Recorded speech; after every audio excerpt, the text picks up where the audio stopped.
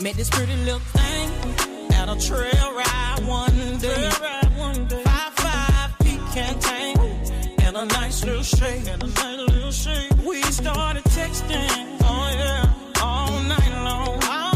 Said she wanted me to sing to her. Towards her favorite song. Then things got hotter. Oh yeah. She was turning me on. I said, talk that same talk.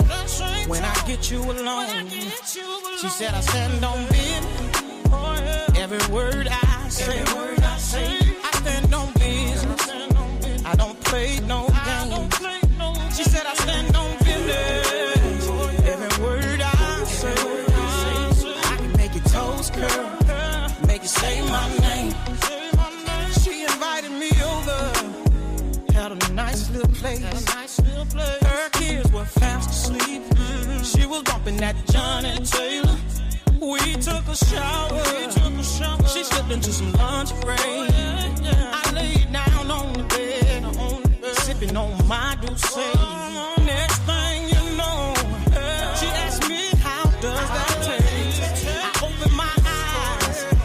She sat back, snapper on my face. She said, I stand on business. Every word I say. I stand on business. I don't play no games. She said, I stand on business. Every word I say. I can make your toes curl. Make you say my name. I was on that goose. She was on that goose. Her friend walked in. They turned me every which way but loose. She said, I stand on business. Every word I say. I stand on business. I don't play no games. She said, I stand on business. Every word I say. I can make your toes curl. Make you say my name.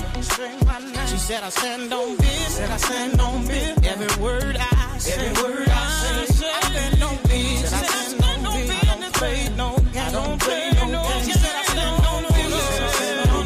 Every word I say. I can make your toes curl. Make you say my name. Why you be music?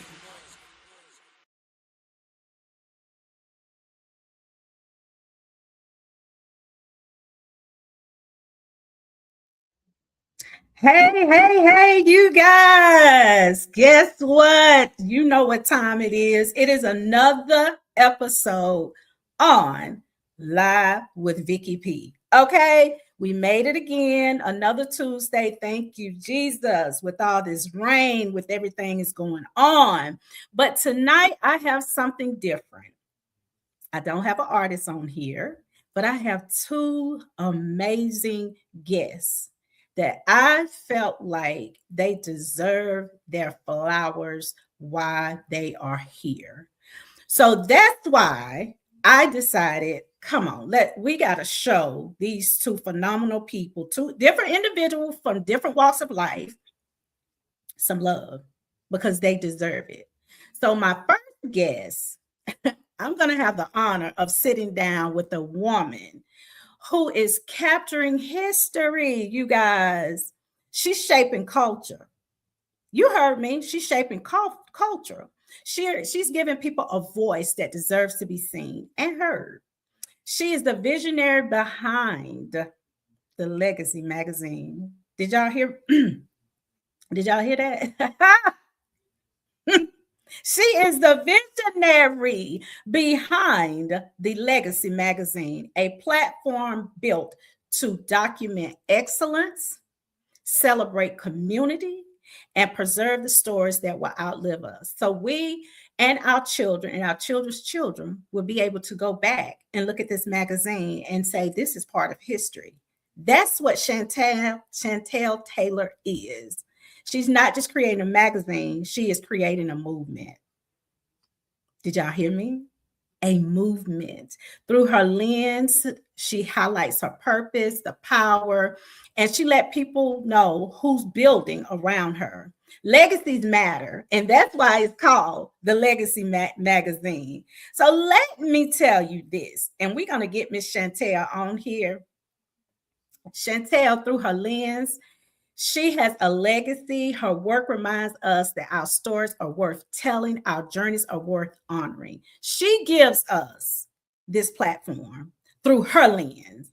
Now, I'm going to stop right here because if I keep on, I got so much to say about Miss Chantel. Because not only is she coming on the podcast as a guest, Chantel is a friend of mine.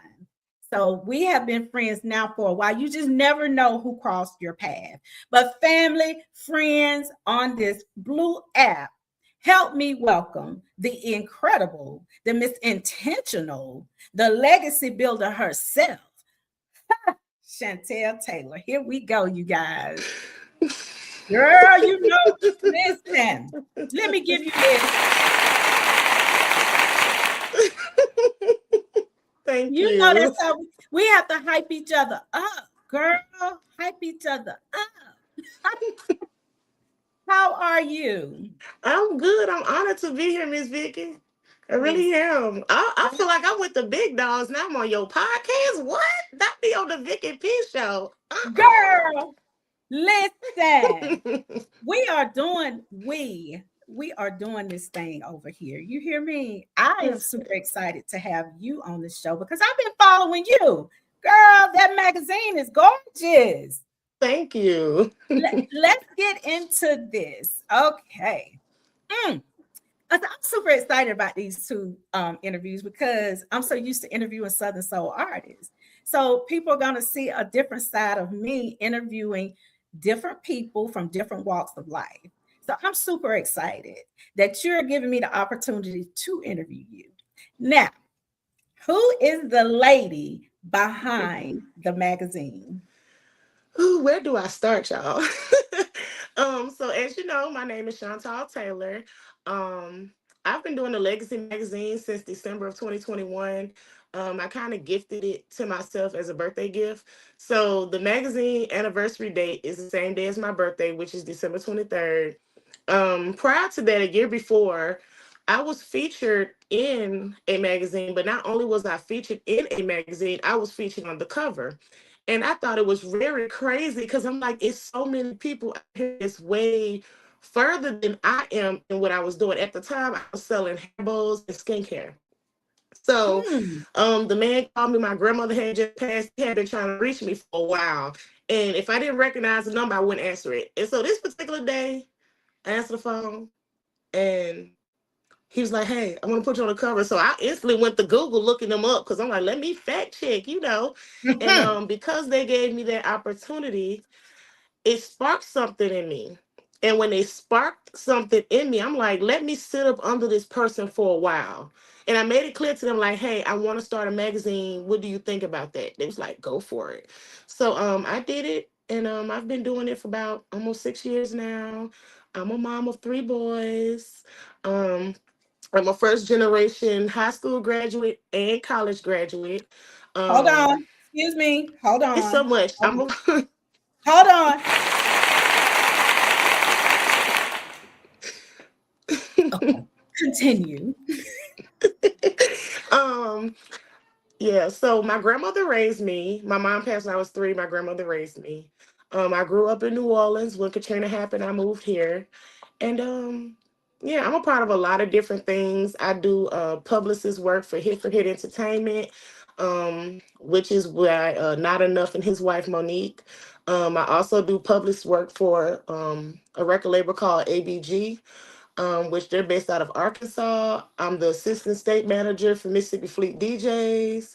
And I'm just a Jill of all skills. It's not nothing I don't do. So if I just kept going, we'd be on here forever. But I do some everything. I'm just a Jill of all skills.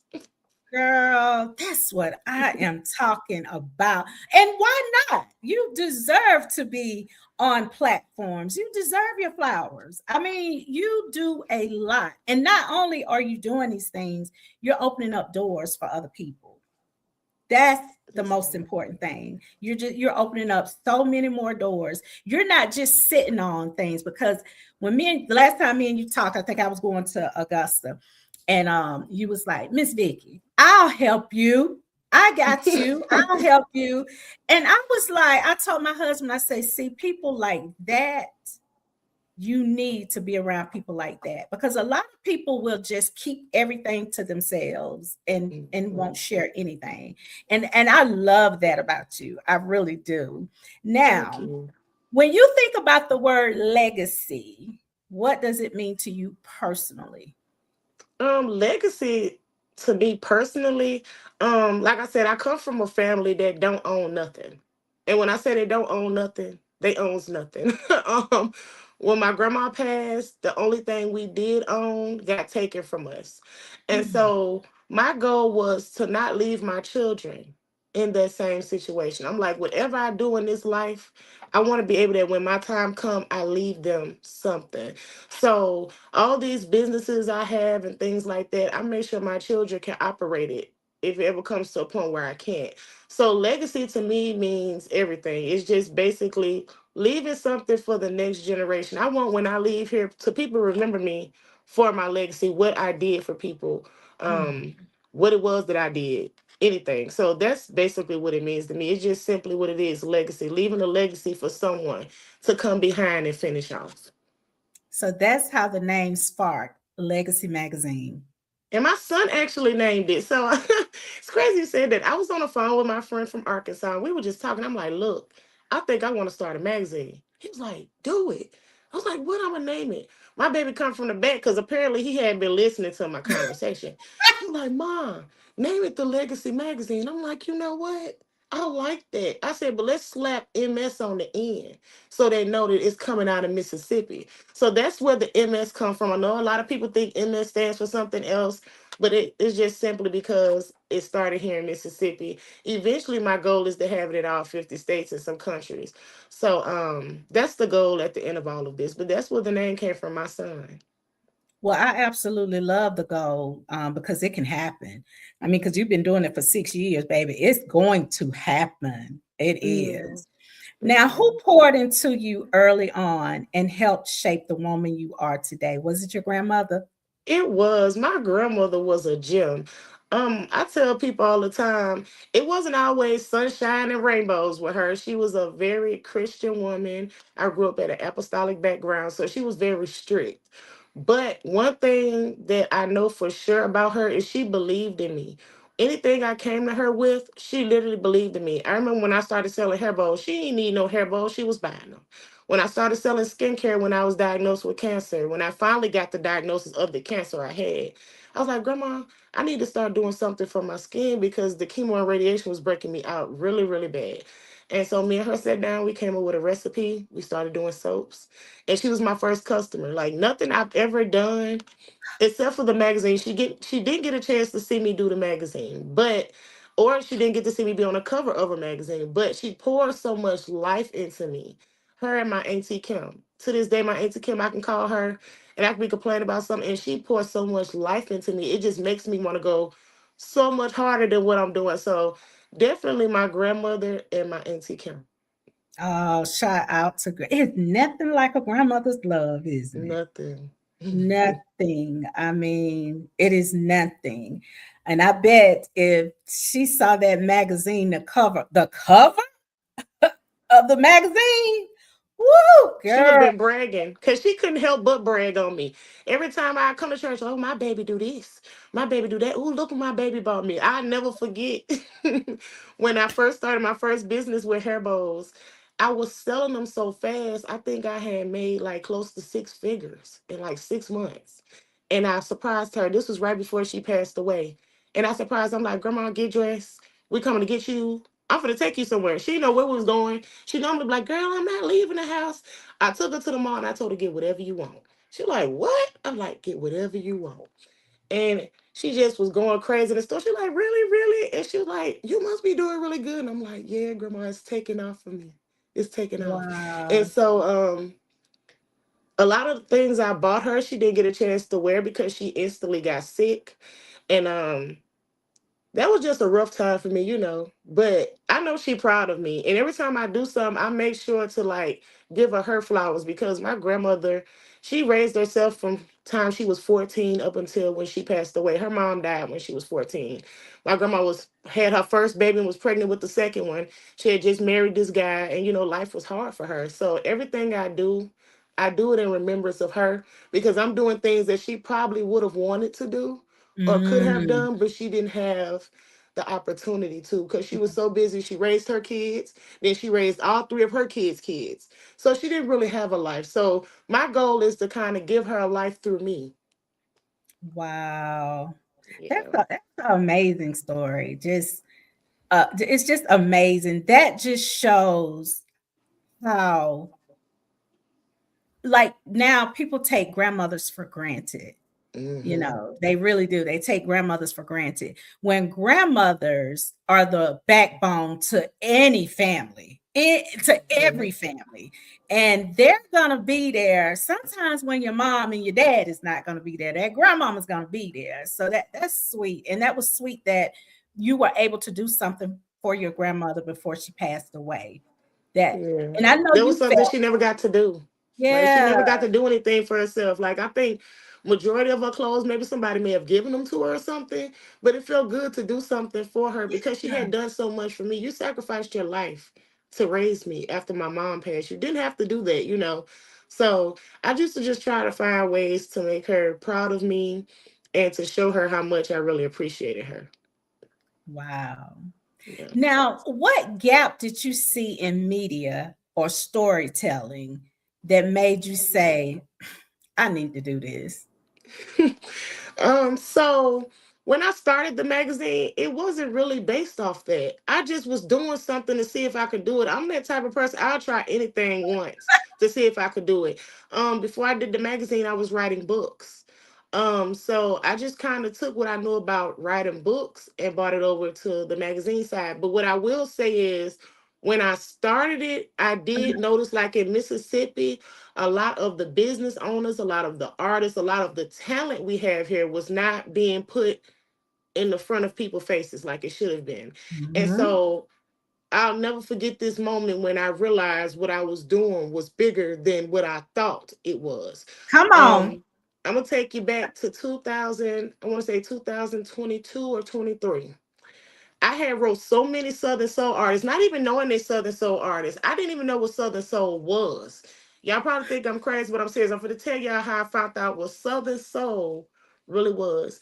When my grandmother passed, something in me just broke. Like I didn't really care to do nothing. And I remember I went to a trail ride with a friend of mine, and Arthur Young's song Swing was playing. And I'm talking about everybody out there dancing, they twirl. I'm like, what is going on? Like, what's up? It's like, it's called line dancing. I'm like, line dance? I'm like, I done heard of the bunny hop or like something like that, the biker shuffle, but y'all talking about this? So I started learning that dance. And when I perfected it, you couldn't tell me nothing. And so once I perfected that dance and I started getting into more of what Southern Soul was like Jeter Jones, Big Yayo, that's Yeah. when it kind of changed for me. But the biggest thing that made me realize this was bigger than me was when Big Yayo gave me the chance to put him on the cover of my magazine because prior to him reaching out to me or his wife reaching out to me, people thought I was a scam. I was the new girl on the block. Nobody knew who I was. They didn't know who was running the page. I didn't really care to tell them who I was at the moment. I wanted to stay anonymous, you know. So when Yayo gave me that chance, it made it It, hard for me to stay anonymous. Everybody wanted to know who is this person that to put this man on this cover. And when I did the cover, I did not expect it to go the way it did. I just thought people look at it like, oh, okay, that's nice. But when I did that and Yayo took me under his wing and he invited me to the big ride, that's when I really made my big break in journalism and the Southern Soul community learning who I was. Because my first year of featuring nothing but Southern Soul artists, I featured over 1,000 people just in my first wow. year. In 2024, I did a big audition for Southern Soul in June. In June of 2024, and I featured over 60 artists in one issue. And a lot of people's like, how did you do that? I had just had surgery that left my right arm paralyzed. I was sitting in a chair, I was in so much pain. I'm trying to learn how to type with my left, but I got it done. But I did the magazine, that magazine, I think it took me like 48 hours and I dropped it. And when I dropped it, I really, really took off big because people was like, how did she do that? And so that's how I got my big break. And that's how I kind of bridged the gap. I realized that I didn't know about Southern Soul because no one was talking about it. I didn't know anything about a lot of businesses because nobody was spotlighting the businesses. No one was talking Right. about it. You only see them at pop-up shops. So I Yep. was like, oh, let me allow myself to use my voice because I'm not afraid to use my voice. So I'm like, let me use my voice and tell everyone's story in a way that people can read it and like it and learn from it. And that's basically what it was. Wow. And you know, I can visualize it. When you first started, I thought it was a scam. I can visualize it because I've been over here now for 5 years. So you know, and it takes people a minute to like, you know, Hmm. they have to people have to be able to touch it and really see it and like because just hearing about it, nah, that's not Hmm. gonna work. Mm-mm. Yep. No, ma'am. So I had to So kind of earn my stripes in Southern you Soul, new girl you on the do block. And when I started doing the magazine, then I started a podcast right behind it. And when I did the podcast took off so fast. I was interviewing people from West Love, Big Yayo, C Lizzy, the list goes on and on. And I'm like, wow, I'm really doing this. Like I was so scared at first. I was like, I'm really doing this. But now you can't tell me nothing. I'm so confident in my work. come on, girl, And I come love what I on, do. So what started out yeah. as something that I didn't really think would be anything, it turned out to be something bigger than I ever imagined. And I'm so grateful that I stuck with it. Well, let me ask you this because it's something that I do ask other people that have different platforms.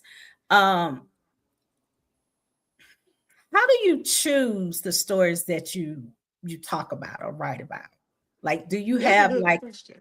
yeah, because I've been asked that, but yeah, how do you choose I don't choose Miss Vicky. My platform is for everybody. I everybody? don't I don't care what walk of life you come from. I don't care what city, state, country you're in. If you have a story, my job is to tell it. So That's that's it. what I do. My platform isn't just for one set of people. I want everybody that wants to use their voice but afraid to or may not know how to use their voice. Come on over here to me. I got you. So I don't just pick. Anytime somebody write me and say, hey, I want to be in a magazine, or they go on the website and they purchase their spot or whatever, I don't ask no questions unless I go through and see that it's not what I need it to be. I need you to add a little more or something. But no, sometimes God leads me to people as well. I could be Yes, scrolling and don't know them from a can of paint and be like, hey, would you be interested in being featured? So that's really how I started. People was reaching out to me. I was reaching out to them. I didn't even care what they did at the time. You could have been selling dogs. If you want to be in a magazine, I had you in there. So, I try to give everybody a chance. I don't want nobody to feel like, oh, her platform too good for me. No, it's not. This platform is for everybody. I don't care who you are. and and I'm glad that I brought that question up because with my platform, um, I welcome everybody. But what this is what because I don't do like hardcore rap. So I don't want to play hardcore the killing the selling dope on the Mhm. corner and stuff like that because that's not what my audience like. But I was thinking about it the other night. I was like, well, I might not want to play it, but if they want to come on and talk about the reasoning behind this, then I'm gonna change that up. You understand what I'm Mhm. saying? Now I let them know now because I don't the cursing and the bullets and I don't Yeah. yeah. And then my audience they don't like that either. My audience is more like Southern Soul R&B. But I was Mhm. thinking, I was like, well, you don't have to play the music. You can bring them on and let them talk about, because you just never know. Like, so Mhm. that's what I came up with because I have an open platform too. Well, it wasn't open, you might as well say, because if I wasn't interviewing rap, that means it wasn't open. That means Hmm. I didn't do that. So I don't want to have a platform where it's not open.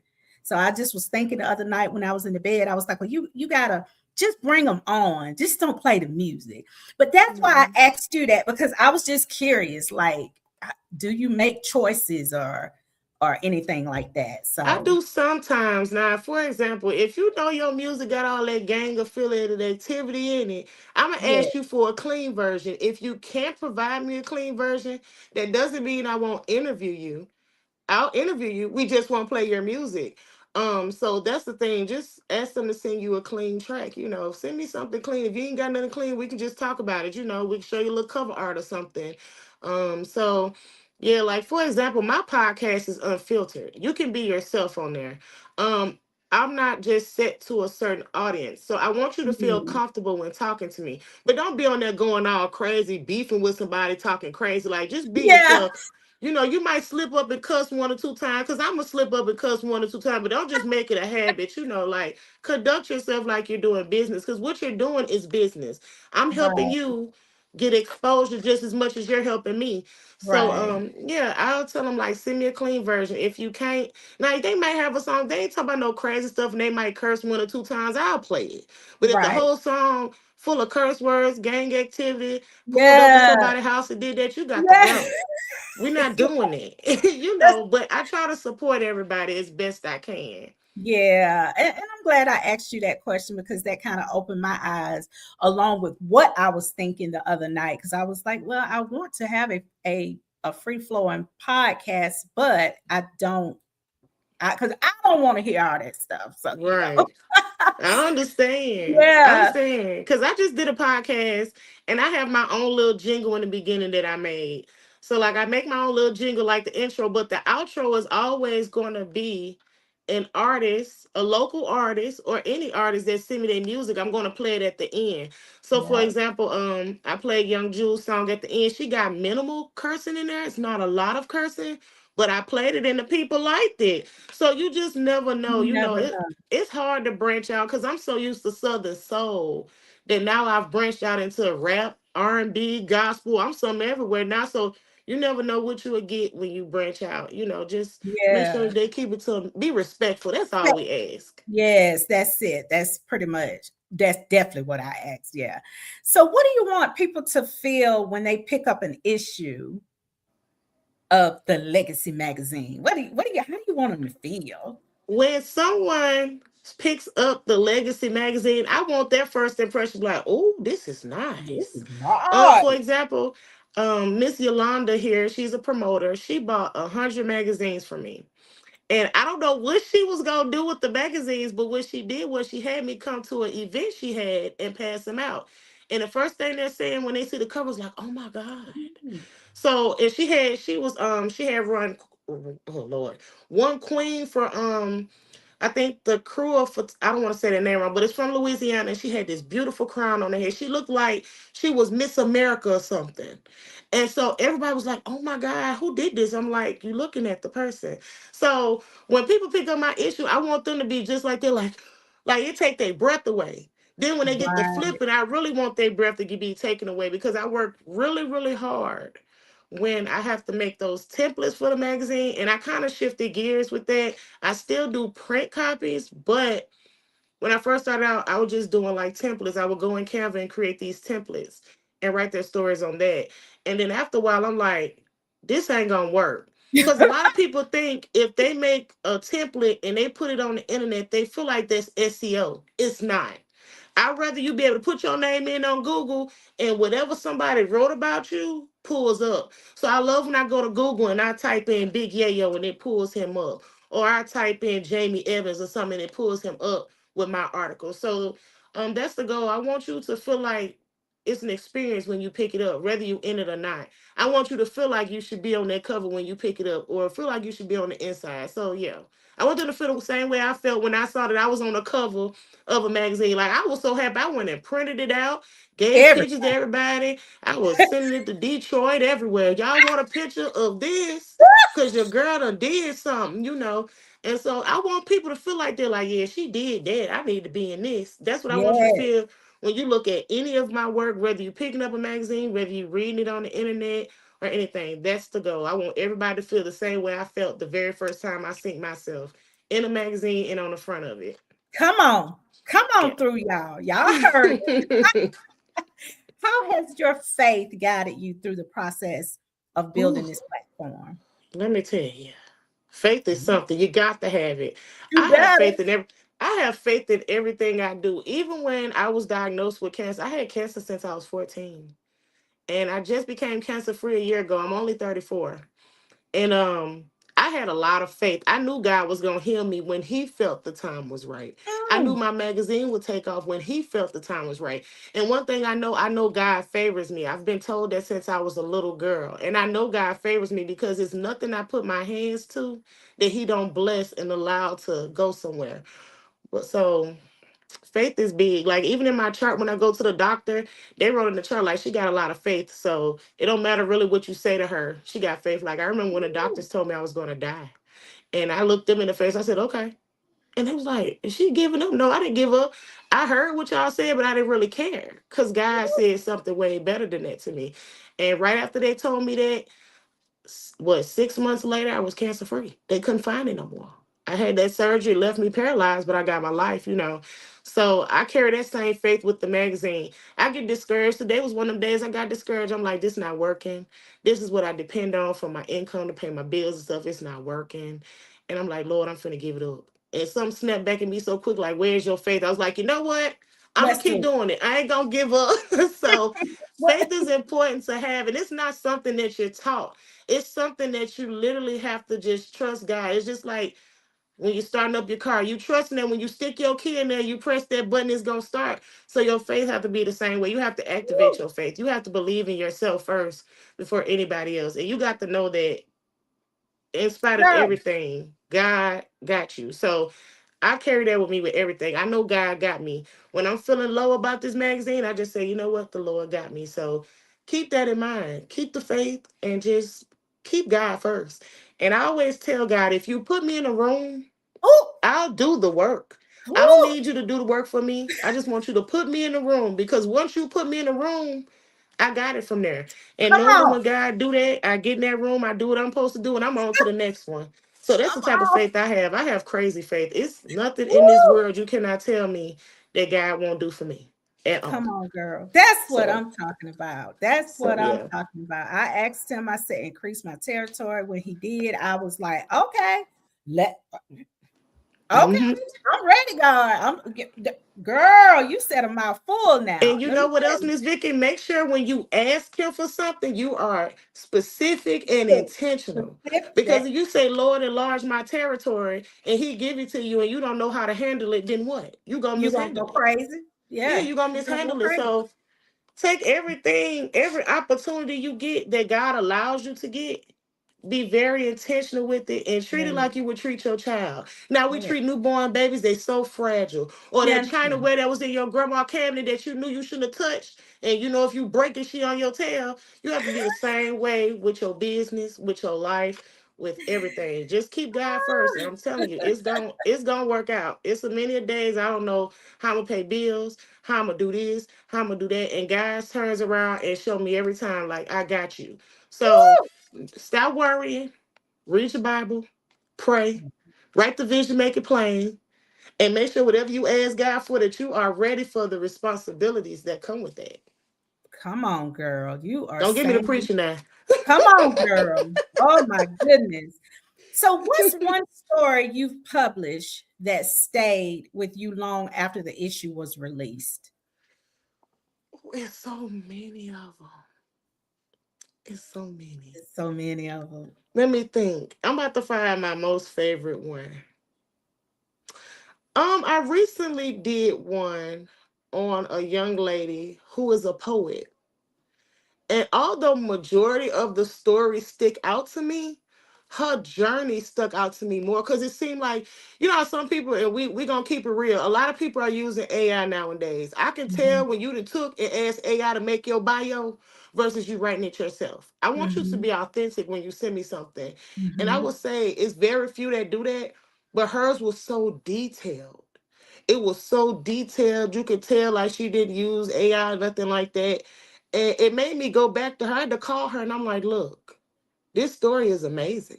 Like, we're not doing a spotlight, we're doing a full feature because I was just supposed to Woo! do a spotlight, which was just a flyer that y'all see going around. A lot of media outlets and stuff are doing. They're doing like these little AI flyers that write a little bit about you, your picture.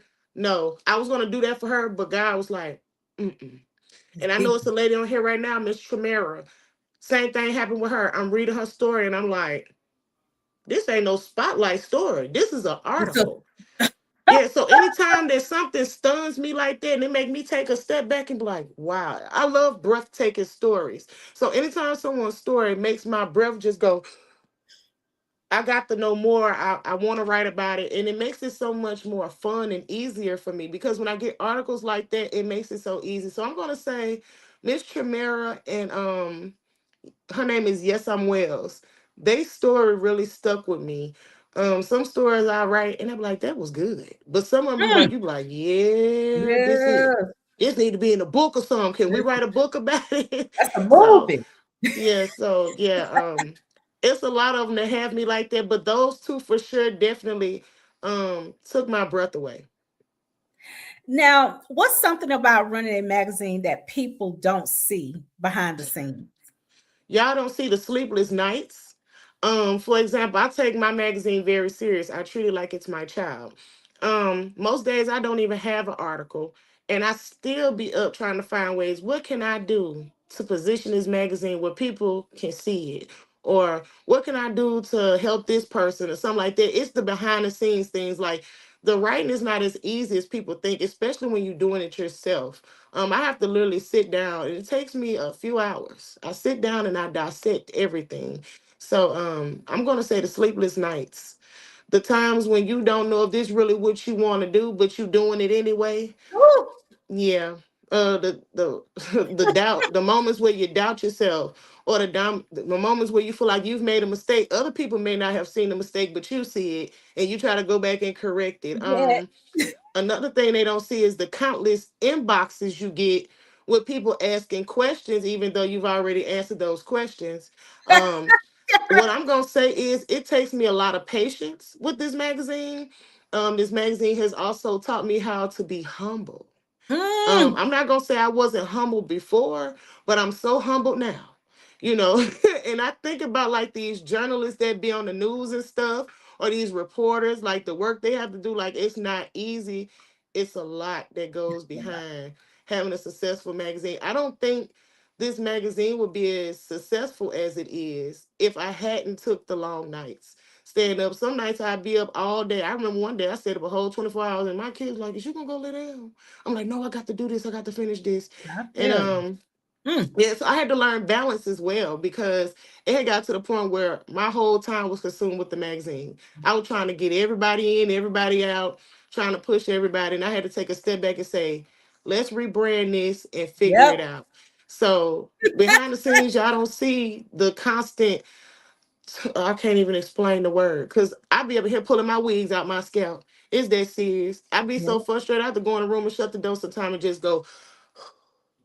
So it's the hard work and the late nights that y'all don't see. Y'all see what we post, but y'all don't see what we had to do to post that. So Right. All yeah, behind the right. scenes is something. So But it's serious. worth it. Because all along you're still networking, you're still connecting, you're still running your social medias. Like it is a lot. And like you said, if you're not humble and patient, you can't do it. You just don't Mm-mm. even try. You can't do it. So, and So if you're not friendly and good with talking with yeah, people, it's definitely not yeah, for you. I yeah. promise you, some days I'll be like, do they pay attention to the page? Like, do they read? And then I have to think about it. Maybe they saw it and didn't understand it. So they came to my inbox and want me to break it down more. Down So to I'm very friendly and I'm nice to yes, them. And you they be are. like, you're so nice. And then I be telling my kids, people think I'm so nice until they make me mad. But I'm genuine. Like, I really love what I do. So I don't mind answering the questions. But y'all be writing me at 3, 4 o'clock in the morning. I'll be like, what's wrong with y'all? Why is y'all up? Is y'all Yeah. working? But I be up. Now I find myself up. I'm like, I see why people be up messaging people at 2 or 3 o'clock in the morning about business because that's the only Yep. time that they have time to do it. So I Yep. definitely understand that. Now, how can the hmm community support what you're doing? The community can simply support me by following the Legacy magazine. Purchase y'all a feature. I'm very affordable, and you can use Afterpay and Klarna, y'all. Okay. Yeah, just tap in with me. Write me encouraging words. Sometimes I like encouragement. If you got an idea, send it to me. But you can always come to the Legacy magazine, and yeah. All right. So, okay, your social media platforms, give them all the names to all of Okay, them. so for Instagram, it's the Legacy Magazine MS. For TikTok, it's the Legacy Magazine. Facebook, the Legacy Magazine. On Pinterest, the Legacy Magazine. YouTube, the Legacy Magazine. I'm trying to make sure I forget nothing. You can also read some of our articles on www.thelegacymagazinems.blog, or you can visit www.thelegacymagazine.com. And yeah.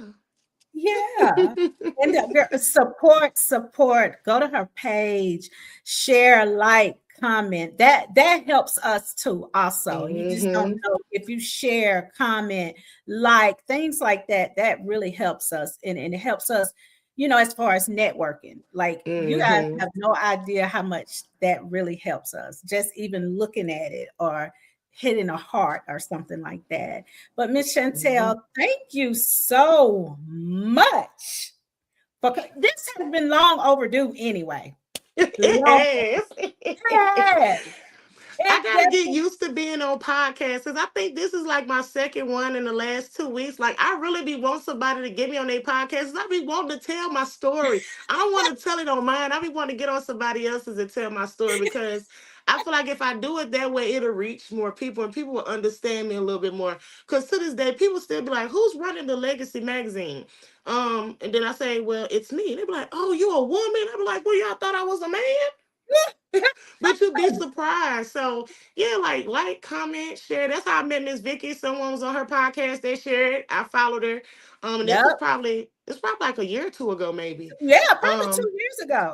it's probably been a while. I think I caught on to you for someone sharing you because when I first came out, it was a lot of podcasts going on. I'm talking about every day. You saw somebody interviewing a Southern Soul artist Mhm. somewhere. I'm like, golly, there's so many of them. So I just went to following everybody. And to this day, I still tap in with everybody. I try to comment if I see it, even if I can't Yeah, stay long. So yeah. yeah, like share the lives and comment and like something, you know. Yeah. Yeah, and it's some collaborations coming soon with the Legacy magazine and the Vicky P. So you guys, that's all we're gonna say. Just keep following us and keep looking, okay? Because Just we're keep gonna up be with us. yeah, just keep up with us. Now I'm gonna ask you my signature question, okay? Okay. What do you want your legacy to say about you when people look back years from now? Oh, that's good, Miss Vicky. You know what? I never really thought of that. But I really think when people look back on me and they think about the legacy that I've left behind or that I'm creating, I want them to know like all of this started from a little girl who could not use her voice. I came from a time where I wasn't able to use my voice. It didn't matter if I was hurt about something or anything. Anytime I would run it by someone, oh, God will fix it. But I really wanted someone then to allow me to use my voice or listen to me. And so when I leave here, I want people to understand that what I'm leaving behind is I want everybody to realize use your voice. You have a voice. Even if I don't have this magazine in years to come, remember like your voice matters and to use it. And so that's really what I want to leave behind. I just want people to be able to use their voice or know that, hey, this girl was the one allowed me to use my voice through her platform. She Yeah, was genuine, she was nice, she was friendly, she helped everybody because I know what it was like to not have help. Nothing I've done, I've never had any help. Everything I've done was just on my own. from the So ground. the legacy I'm leaving behind is basically I want people to know like my platform is for them to use their voice. Even when I'm long and gone and my sons are running it, this platform is still for you to use Come your on. voice. And I hope that if someone is out there watching me or they look up to me, I hope that they are learning to use their voice because it matters. And so that's the legacy I'm leaving behind. Your voice matters. The family. What a powerful conversation we just had. I mean, Chantel Taylor is out here building legacies on purpose and prayer and faith. You are capturing our stories. You are honoring our voices. You're just reminding us that we do have a voice. And for that, I definitely appreciate you. So you guys make sure you support Legacy Magazine and everything that this queen right here, because her crown is sitting straight, honey. Everything that she's doing to help us with our culture, because that's exactly what you're doing. You're helping Thank us you. keep our culture alive. Chantel, thank you from the bottom of my heart. Your vision, your assignment with us tonight. I really do appreciate you coming on Live with Vickey P. Anytime you want to come back, girl, you know the door is always open. You know, we got each other's personal phone number, so all it Yes, is ma'am. okay. So thank you again. And until next time, stay inspired, keep writing that magazine, keep printing, and keep that podcast going, girl, because I love you over here. Thank you. Love you too, Miss Vicky, and thank y'all for Okay. tuning in. Yes, bye, See girl. y'all Bye. later. All right, we'll talk later. Yes, ma'am. Oh my God, that's exactly what I'm talking about, you guys. I absolutely love to have people on my podcast that's keeping the culture alive. Now, I have another guest, and before I bring him on for the ones that's just joining, I am going to play the intro again, and then I'm going to bring on the guest. How about that? Here we go.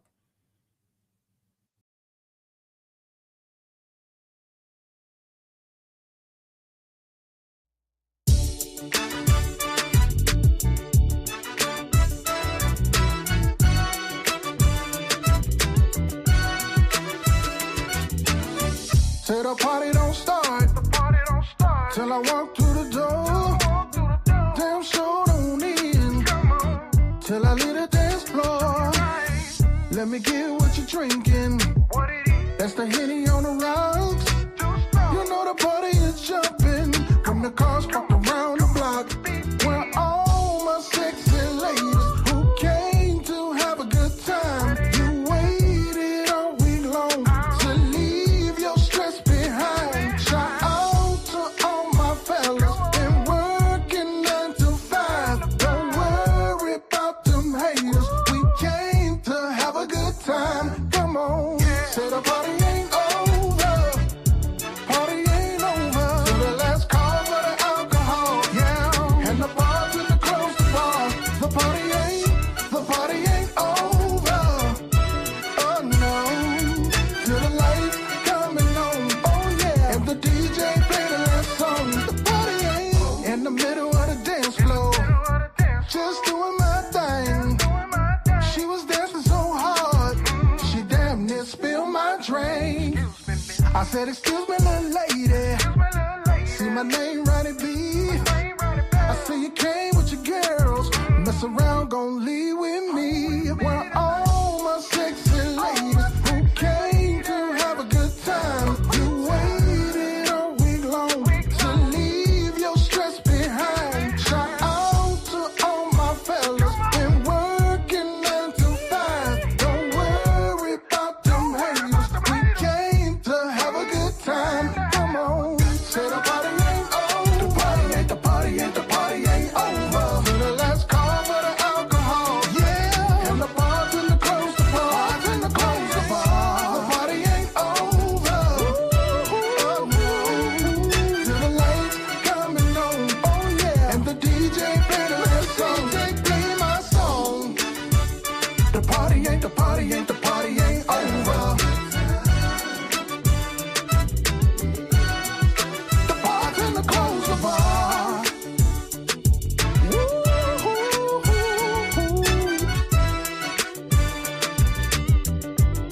Mr. DJ, play my song.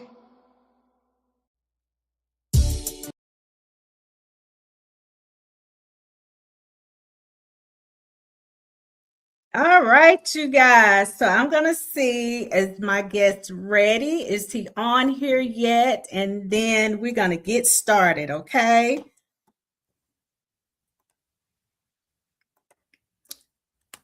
He signed in. Hold on, you guys. Let me see where he's at because he signed in, honey. Hold on for a second.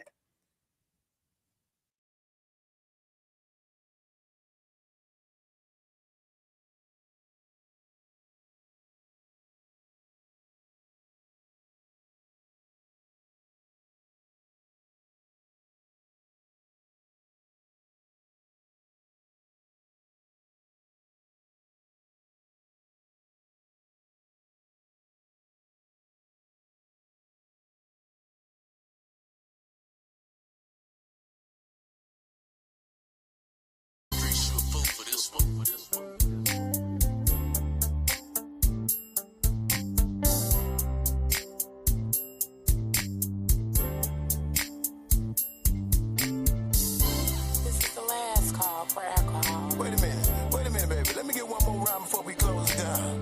This is the last song, baby. You ain't got long. Yeah, I know. But let me tell you what's been on my mind all night. I wish it could last forever, but I know it can't. Cause we got a few more minutes before this is over. The DJ is playing our last song. Tell them pour us another drink. And we got a few more minutes before this is over. Hey, pretty lady, what's that you're drinking on? What's that you're drinking on? Get me, got you feeling frisky, baby. Patron got me gone. Patron got me gone. See, I had my eyes on you all night, and I'm just trying to see how far we can go. Get a little close to each other and two-step like we all alone. I wish it could last forever, but I know it can't. Cause we got a few more minutes before this is over. The DJ is playing our last song. Tell them pour us another drink. And we got a few more minutes before this is over. Hey, Mr. DJ, could you run it back one time? Run it back, run it back, run it back, run it back, run it back, run it back, run it back. Hey, hey, Mr. DJ, you don't mind running back one time? Run it back, run it back, run it back, run it back, run it back, run it back, run it back. I wish it could last forever, but I know it can't. Cause we got a few more minutes before this is over. The DJ is playing our last song. Tell them pour us another drink. And we got a few more minutes before this is over. It just last forever, but I know it can't. Cause we got a few more minutes before this is over. The DJ is playing our last song. Tell them pour us another drink. And we got a few more minutes before this is over. Run it back, run it back, hey.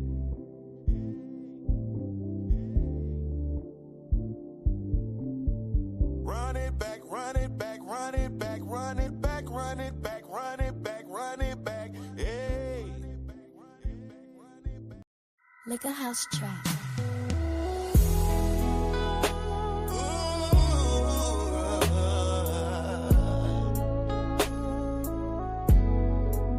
Let me talk to you, baby. Hey.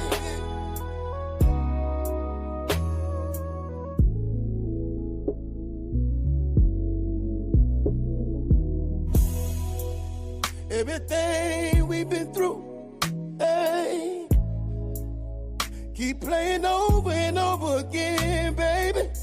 Hey, I know it took a toll on you, hey, when all you needed was a fair chance. Hey, I ran around in the streets while you was at home holding your peace.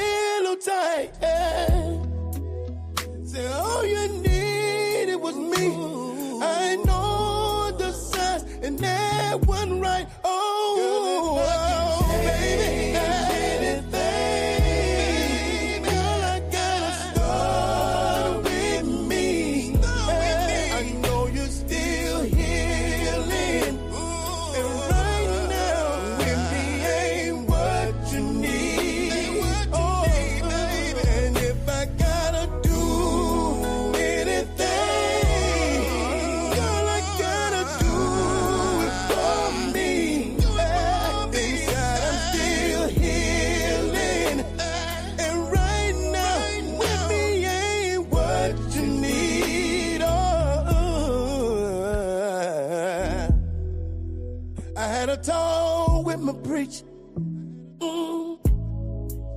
Told him everything I done wrong. Everything. I told him pray for me. Cause right now I feel so alone. How do you mend a broken heart when it's torn in two? Everything I have, everything I am, I owe to you, baby. I can't change anything. Girl, I gotta start with me. I know you're still healing, and right now with me ain't what you need.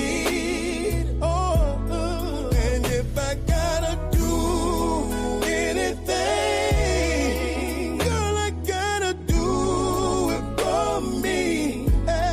Inside I'm still healing, and right now with me ain't what you need. Girl, if I can change anything, girl, I gotta start with me. I know you're still healing, and right now with me ain't what you need. And if I gotta do anything, girl, I gotta do it for me. Inside I'm still healing, and right now with me ain't what you need.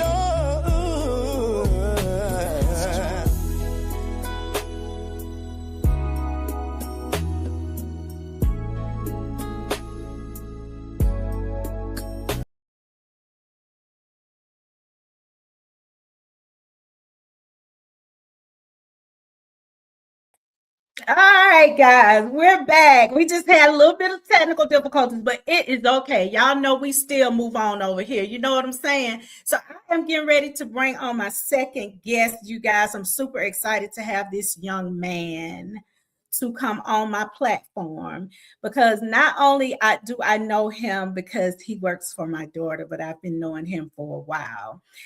This is Terrence Jackson. He works for Big Brothers and Big Sisters of Atlanta. Tonight on Live with Vickey P, and that's me, we're shining a light on a man who is doing real life, changing real lives in the community in Atlanta. He is a mentor, he's a leader, and he is a champion for our youth. Did you hear me? He is a champion for our youth. Big Brothers and Big Sisters of Atlanta, he is helping shape futures, build confidence, and create opportunities for young people who simply need someone to believe in them. Terrence Jackson shows up with heart, purpose, and commitment, not just talking about the change, but being about the change. Y'all heard what I said, being about the change. His work reminds us that mentorship matters, representation matters, and pouring into this generation is one of the greatest gifts we can give. So family, please help me welcome Mr. Terrence Jackson. Because y'all, we getting ready to go.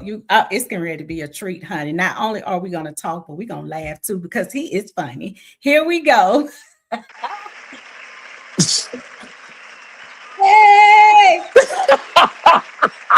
What is going on?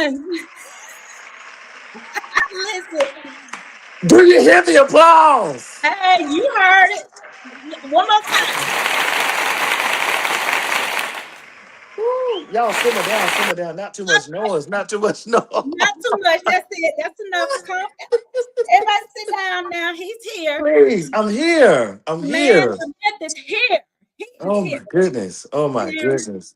Listen. Hello, everybody. Hello, CSRA, Metro Atlanta, USA. We're here. We're here. We went through some stuff, but we're here.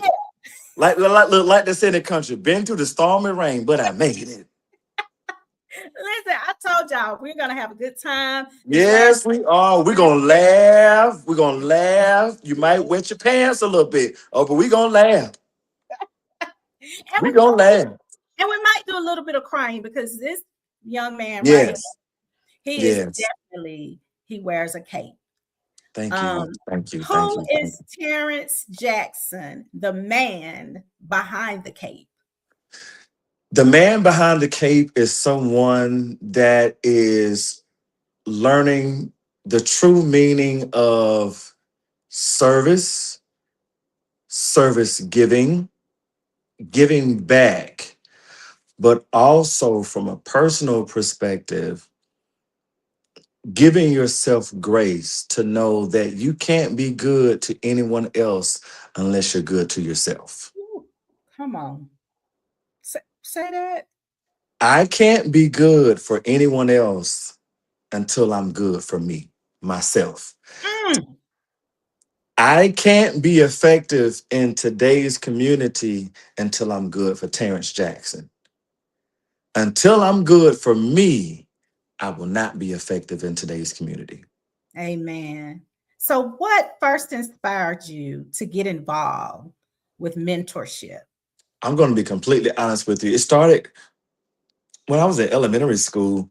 Um, my grandmother, she worked for, I'm from Augusta, Georgia, born and raised. My grandmother at the time was she was at that time, she was the highest paid bus driver in Richmond County school system. Mm, And this was literally early 90s. And she made good money. And I remember I was going to Barton Chapel Elementary School, and my grandmother had a stop at my school, but I often wondered why I never saw my grandmother pick up kids in my neighborhood. If you did drop, if you did pickups, like why am I not seeing you? And the only time I see you is when I'm at school. But when I see you at school, these kids that are on your bus are not in my neighborhood.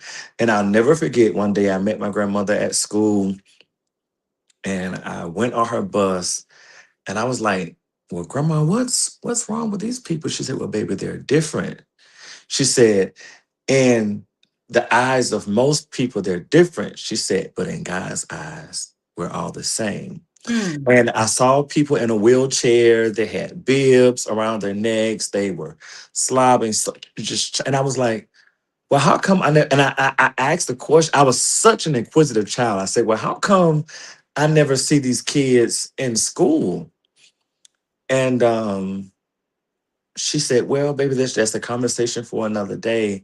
And I remember saying, I said, well, grandma, I want to help these kids. Mm. And she would allow me to unbuckle them from their seating. She would allow me to wipe their faces. She would allow me to like guide them to the ramp to get down and off the bus.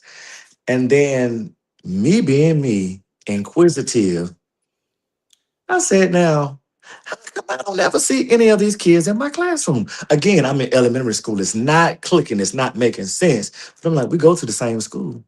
Now, what's going on? And how come they're not on my lunch?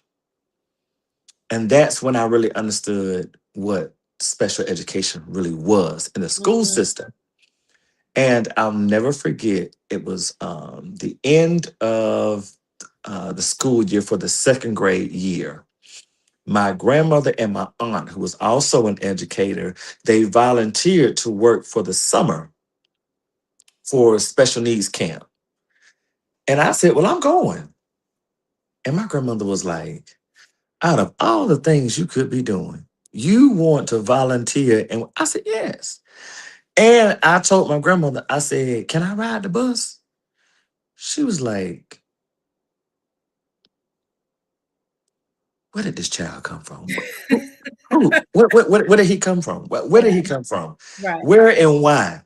But I'll never forget, they allowed me to volunteer this summer camp. But the parents, Miss Vicky, they were furious with my grandmother and my aunt. They said, "What a disservice and a disgrace. It's so disrespectful to have him here working. And this camp is meant for, children with special needs. And here he is. He's here. He's helping." It was a big thing. It was a big thing. Hmm. But one of the things that stood up with one of the parents, I'll never forget, and I'm not saying this to be funny, but she was a little lighter than me. I'm brown skinned. She was lighter than me. She was. Um, she saw me helping getting the kids off the bus. She saw me guiding the kids in the wheelchairs to their classroom. She witnessed me, feeding them and so many other things. And she went to my grandmother and my aunt, who was also a facilitator for this camp, and she was in tears. She said, Mm. I am so sorry. She said, I am so sorry. She said, he has a gift, and you can tell by the way that he cares for these kids that it's more than just volunteering for him. And I was in elementary school in the second grade. I'll never forget that.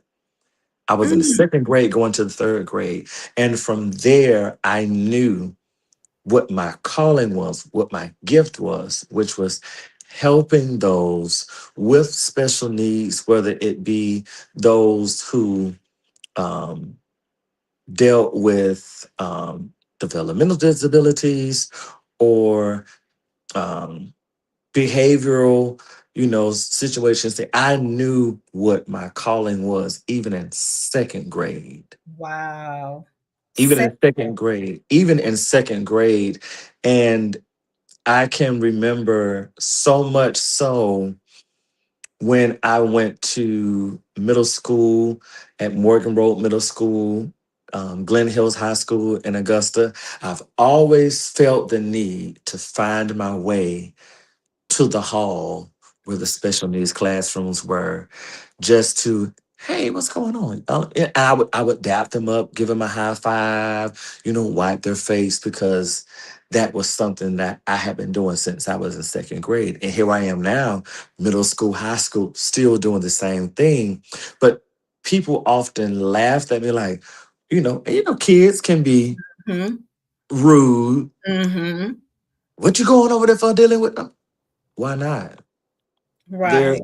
they're regular kids just like you. But once I learned from my grandmother and my aunt and other people in my family who were educated, see, and in my family, I never saw a special needs relative because I didn't have access to that. But when I went to school and I went on my grandmother's bus, and then when I went to the the hall, the wing, or the classroom where they were, and I was Then like, "Oh, this is serious." And I was like, "They need my help." Even in second grade, I'm pushing wheelchairs.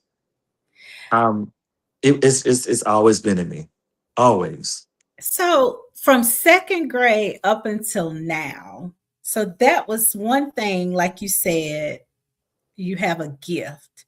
Because sometimes, from the second grade to middle school, people change. From middle school to Hmm. high school, people change. From high Hmm. school to college, people change. And then as an Hmm. adult, people change, but you still stayed consistent Yes, with. even when I went to college, and please do not look at me differently, audience, those, just keep me in prayer. Now, I went to college, I did not finish, okay? But God has still been good to me, and my paycheck speaks for itself. Amen. Glory be to God.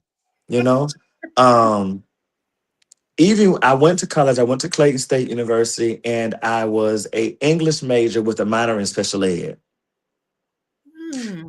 Even when I was in college, my when I was doing my work for to get my special education certification, my teacher said, "How did you gain such experience?" And I told her about my early upbringing in elementary school, helping those while I was in second grade. And she was like, she said the same thing. She was like, "You were meant for this. You were meant for this." She was like, And we need more people like you. And what people fail to realize in today's world of education, if you go on any district's website, there is such a need for special ed workers because people feel like, oh, it's so much work. They require so much attention, so much care, it's so much paperwork. But what about the end result? Right. The Right. relationships that you get to build with those Right. families, and one thing about it, even though a child has special needs, they know if you care for them or not. They Right. can sense it, they can feel it. Their energy doesn't lie. So if they come to you and they lay their head on your shoulders, that's a sign that you've developed a relationship where Mhm. there's trust. Mhm. Mhm. They may not be able to verbalize their thoughts or their feelings, but the moment that they lay their head on your shoulder or they come to you for a hug or a dap or they grab your hand like this, those things are indicators that you have made an impact on a child with special needs. And I have So experienced all of that. Yes. do you not only children with special needs, but do you also mentor the children in the regular classes also? Yes. So it's kind of like a double-edged sword for me. With my job as a lead mentor with Big Brothers Big Sisters of Metro Atlanta, shout out to Big Brothers Big Sisters of Metro Atlanta. Wow. Shout out to my amazing director. Her name is Danielle Moore. I'm sure you know her because she's done such great work here with APS and with nonprofit. If you don't know her, I suggest you get to know her and connect with her. I Um, think I should know her better than anyone on this earth. the streets say y'all look alike. I don't know. I think she's my oldest daughter. Hush, like no, hush your mind. Hush your mind. I think she is. That's my Good baby. I Lord, oh my good Lord. I knew it was something about y'all. I knew it. But shout out to Danielle Moore. She's amazing. And to our assistant director, Dr. Derek Hearn. They are truly amazing. Together in our department, we're doing such amazing work, yes. not just in APS Atlanta Public Schools, but Clayton County Schools and DeKalb Public Schools. We are now in 3 districts, 3 regions, and we are truly grateful. My Right. prayer is that we expand to Richmond County. I said, if we expand to Richmond County, I'm That's moving back it. home. Yeah, that would be lovely, It wouldn't it? would. It would. And I have been advocating for that, but I've just been I've been hit with so many Brick blocks, wall. brick Brick wall. walls, Yeah. but I'm not giving up. Right. But going back to your question, I work with those in the general ed, but those in the general ed sector, um, I deal with those kids who may have attendance issues, behavioral issues, issues in the home, those who may be in middle school and have a record at an early age. We do have those type of kids, but those are the type of kids that we want to reach out to first Mhm. and provide services to because we want them to see you may be experiencing this right now, Hmm. but this is not your end story. There's greater for you. But at the same time, do you believe it for yourself? Do you believe that you can break the generational curse? For so many black families, even mine, for so many black families, they say, oh, well, he get that from his dad, or his daddy this, or well, it just runs in the family. Well, this is where it runs out. Come on. This is where it stops. We Yes. have to quit labeling our kids and say, oh, well, Jamarion is like this because he's like this, or Kentrell is like this because of his dad. No, he don't have to be like that. Yes. He don't Yes. have to be like that. And Mm. speak over your children. Woo. Come Speak on life. now. Speak over your children. Speak life into your children. Let me Right. tell you something. When I first got to my first school, which was Langston Hughes High School, Miss Vicky, I used to walk the halls and I used to just press my hand on the walls and on the doors. And it was, well, what are you doing? I said, I'm pleading the blood. And they said, well, you don't get paid to do that. I said, Oh, yes. I said, yes, I do. I said, as long as I get a paycheck from you all, I'm gonna do what it takes to make sure that these kids are covered in my care. come on. Now I know what the job description says, but I also know what my God says as well. So if it means that if school starts at 7:30, if I got to get here at 6:30, 6:45, and I gotta touch these walls and walk these halls, Mm, come on. Oh, come on. Come and on. and even at my school now, I pray before I go in. I anoint my hands before I go in. And little do they know, every time those children dap me up, or I touch them on their back, or I touch them on their shoulder, they don't even know that they've already been covered by the blood of Jesus. That's right. Because we But need, the data speaks for itself. The we need. data speaks for itself. The Mm, data speaks for itself. So now they're trying to figure out a way for us to expand at the school because it's proven that the presence of a strong black man, I don't even need to finish. The means everything. presence of a strong black man in today's school system is so rare. At, Right. at our school, in sixth grade, there are no black male teachers. No black male teachers. None. None.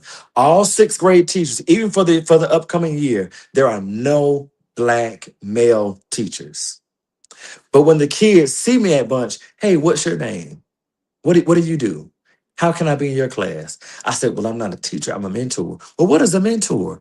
I'm glad you asked. Let's talk about it.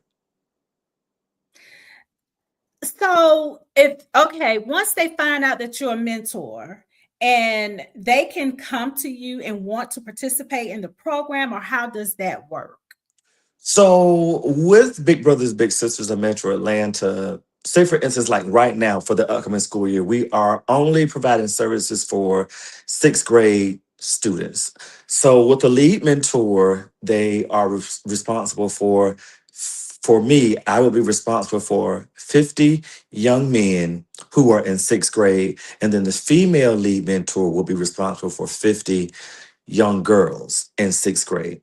Do I wish that we could provide service for more? Yes. Do I feel like it's coming in the future? Absolutely. Come on. But what I am so excited about this year, I haven't even shared it with my director or my assistant director. I have such an amazing plan that will take place for mentorship that I can't wait for open house because all I need to do is just get access to the parents and just give them this packet that I've already come up with. I just need you to keep in contact with me. Mm, Let me know what your needs are for your child. And we're going to go ahead and start that relationship early on. And whatever the issue is, it relates to behaviors, as it relates to attendance, not wanting to come to school, not feeling like you're worthy. And so many mm, kids don't feel like they're worthy. So many kids in this day and time don't feel close to their parents, but they feel close to their mentor. So if it means that you're in this program and you get to see your mentor every day, but he's on you about your grades, your behavior, your attendance, your future, if that gets you to come to school, come on, oh, come on. come That's on, what, come oh, on. I just need you to get in the room. Give them the building, I'll take care of the rest. woo, But at the same time, I need you to understand that I am here for you and I love you. I want to see you win. I want to see you succeed. I do not want you to be a product of your environment or where you come from. I tell my kids all the time, you don't have to be a product of Campbellton Road. You don't mm, have to be a product of Greenbrier. You don't have mm, to be a part of Kimberly Road. You can be right here in the SWATs and get accepted to Ivy League schools. that's You right. can get scholarships. You can get access to so many things. But first and foremost, it starts with you. What do you want to do with yourself? Mm, I absolutely love it because we need like that program needs to be everywhere, literally everywhere. Yes, I have tried. When I say I have tried so many times to connect with people in Richmond County, my goal, if I could see it in two areas, I would love to see it in Augusta, Georgia, and I would love to see it in Athens, Georgia. Um, They Only need because I have access to both cities. Um, and I know the need for programs like this in those two areas. yes, But but also with that, it comes with support. We need the support of not just the school, but we community. need the support from the community, the parents. Yes. We need support from the district as well, so they can really see the importance of leveling up. It's more than just a mentor program with me. Like, I want to see you level up emotionally. I want to see you level up academically. I want to see you level up for your future. I was the only, and I'm not boasting or bragging, I was the only lead mentor. I don't know what has happened before me, but it hasn't been spoken about. I have been the only lead mentor to have a student in the eighth grade to get a $10,000 scholarship for college in the eighth grade. I did that. Listen, hold on, because we need this. Congratulations. Thank you. And it's obvious that the things that you guys are doing is working. Mhm, It's working. mhm. Now, what is the biggest misconception people have about the youth that you serve? I'm going to be completely honest with you. The majority of the kids that we serve are children of color, young black men who come from single parent homes. Um, they feel like, oh, because of their behavior in their general ed classes, they're not going to be affected. They want us to, gravitate towards the kids who have, A honor roll, AB honor roll, those who have perfect attendance. No, we need to reach those kids who come from single parent homes. We need to reach those kids who have a mother or a father who's incarcerated. We need to reach the child who is literally at home by himself at night because his mother works night shift, but she's left out a pack of noodles and a couple of things of Gatorade for him to make it through the night. We need to reach those kids who don't know how to separate whites from colored clothes.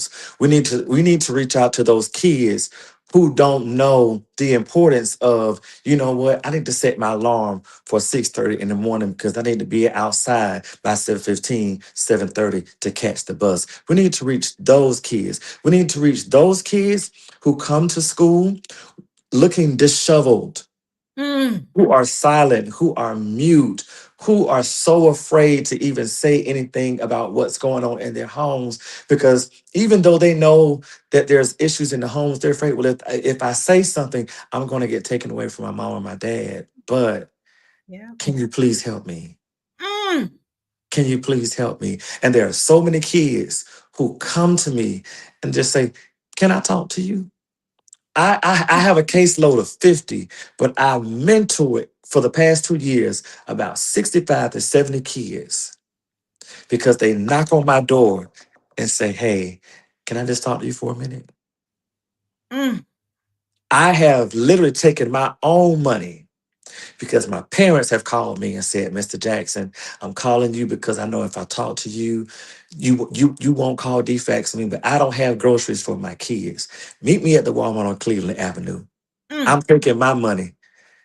Mr. Jackson, my son missed the bus. He don't have a way to school. I'm coming to get him. mm. I've done it. But I always say this, always make sure that your intent lines up with your impact. Come on now. That's what I If need. your intentions are pure, then your impact will always last forever. That's right. That is so true. Always make sure that your intent lines up with your impact. I don't do things for accolades or recognition. When these kids go to ninth grade, 10th grade, 11th grade, and 12th grade, and then reach out to me and say, I remember when, Mm, my impact has already made the difference.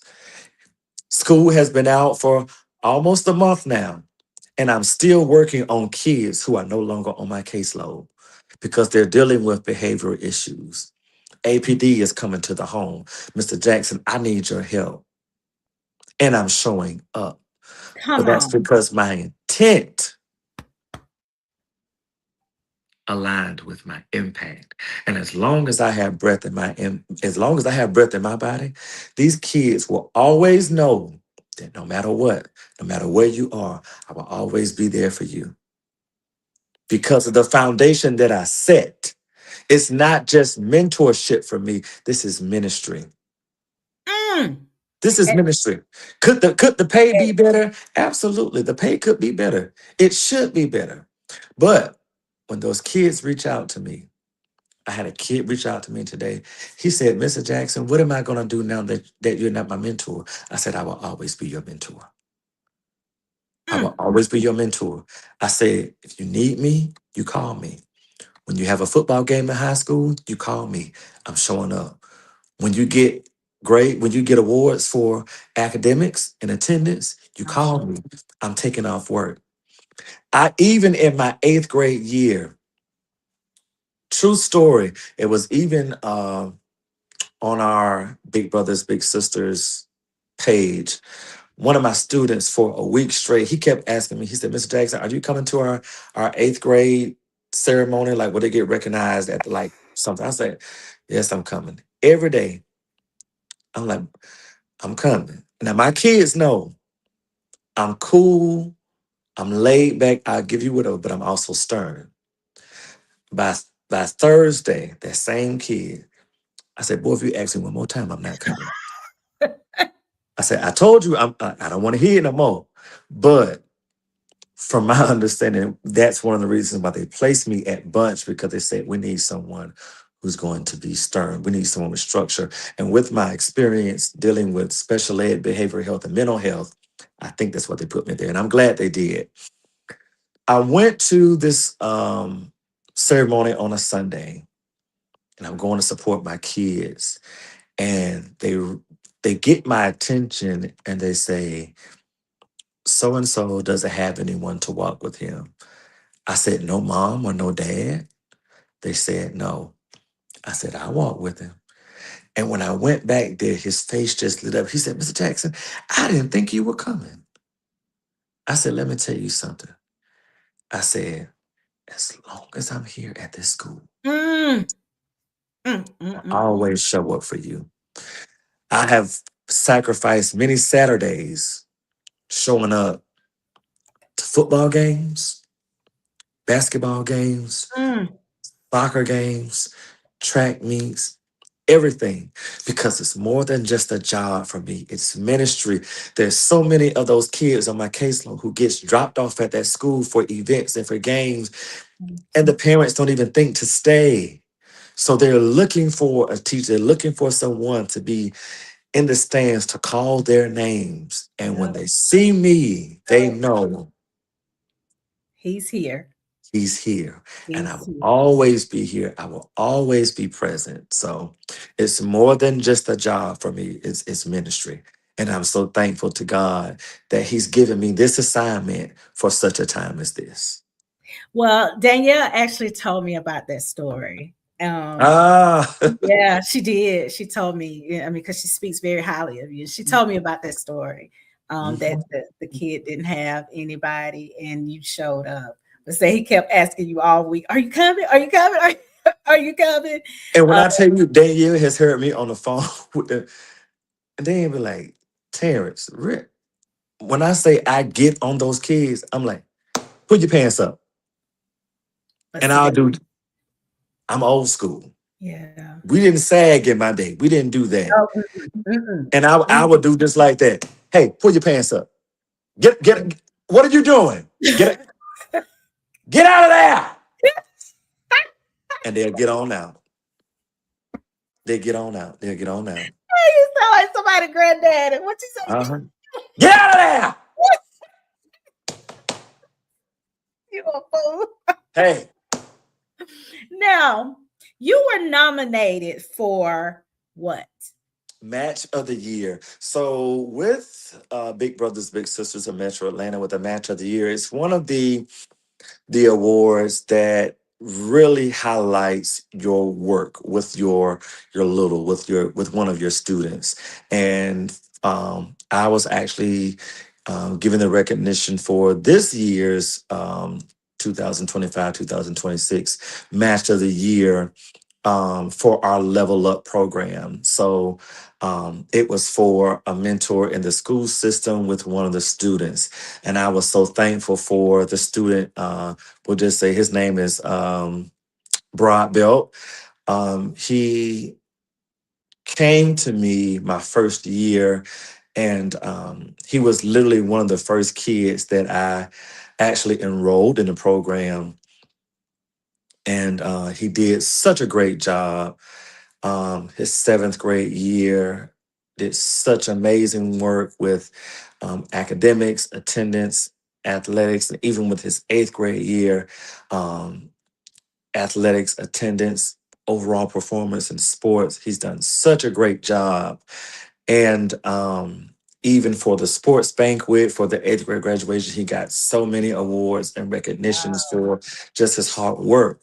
But on the flip side, as soon as the eighth grade year ended, we're into summer now. We've had some issues Mhm. with, eh, I don't want to get deep. I don't want to get too personal about this, but it hurts my heart when I've seen a child do extremely well for 2 years, no issues with behavior, attendance, or anything, to now I'm getting phone calls from his parents Mm. saying, "What is going on with my child? How did we get here?" Even during the summer, I'm leaving work to go to the house because there's issues with behaviors, the way you're treating your parents. And I'm like, how did we get here? So Mm. the work is never done. The work is never done, but that's my why. That's my why. That's my reason. That's my purpose. And I always tell people, one of the things I learned, my why may be different from your why. Right. Right. But at the same time, it's still a purpose. It's still a reason. It's still a drive to go and to do and to be and to serve and to make an impact. It makes the difference when we show up. And it's crazy because they can go off on their parents, but the moment that they see their mentor, Mhm. they shape up. Mhm. Mhm. They shape up. They shape up. And so I wish there was a way that we could really continue the mentoring services like we do from a level up perspective in high school. I know we can't, but I'm so thankful that I've developed those relationships with the children and the parents to the point where they know, okay, if I can reach out to Mr. Jackson, then it, Um, it, it it will get better. yes. And that's good that you always keep your phone open for them. Hmm. Because when they don't have anybody, they know I can call Mr. Jackson. So, um, Hmm. what role does the Atlanta community play in supporting you guys' mission? I'm going to be completely honest with you. It could be better. It Mm. could be better. My goal for this upcoming school term, going in with sixth grade, I'm all about connecting and connections, because there is a difference. I can say, "Hey, how you doing? My name is Terrence. Your name is Vicky. Nice to meet you." We've connected, but have we made a Good. connection? Right. What can I do to connect with people who can come into the school at bunch for this upcoming school term to make a difference? The sessions that we do, they're great, they're impactful, but there's also people in the community that we can make connections with to help me, to assist me, to assist, and to also help my director and my assistant director into really making a long lasting impact Mm. with these kids. Mm. Sometimes I'm learning it's more than just pulling up a lesson and talking about, okay, strengthening relationships. That's great. Oh, okay, setting boundaries. That's great. Great. But you got to know your kids. Woo. So one of the things that I did one day, I never even shared this story with Danielle. I set my kids down and I said, how many of you have ever seen someone get shot? And so many of the kids raised their hand. Mm. I said, how many of you have parents that have access to a gun? So many parents, so many of those students raised their hand. I said, how many of you feel like your parents really don't care about you? So many kids raised their Oh, hand. I said, how many of you feel like you're closer to your mentor than you are your parents? So many kids raised their hand. So I really do feel like we need to start putting some of the lessons into dealing with real, raw, and uncut situations because mm, that's what they're going to remember. mm. w- I, I will be honest. I've lost a lot of my kids when it comes to, okay, setting expectations, setting back. They're in there, but when they see what's on the screen, it's like I know when I'm losing them when they start putting their head down or they're reaching for their phones, and I'm like, okay, I got to do things that will really speak to their heart, speak to their minds, speak to their situations. So I'm talking about peer pressure. I'm talking about your future. I'm talking about relationships with your parents. So many Black kids in today's school systems now do not know what HBCU stands for. How do I know? Because I did a whole lesson on HBCUs and they did not know what HBCU stood for.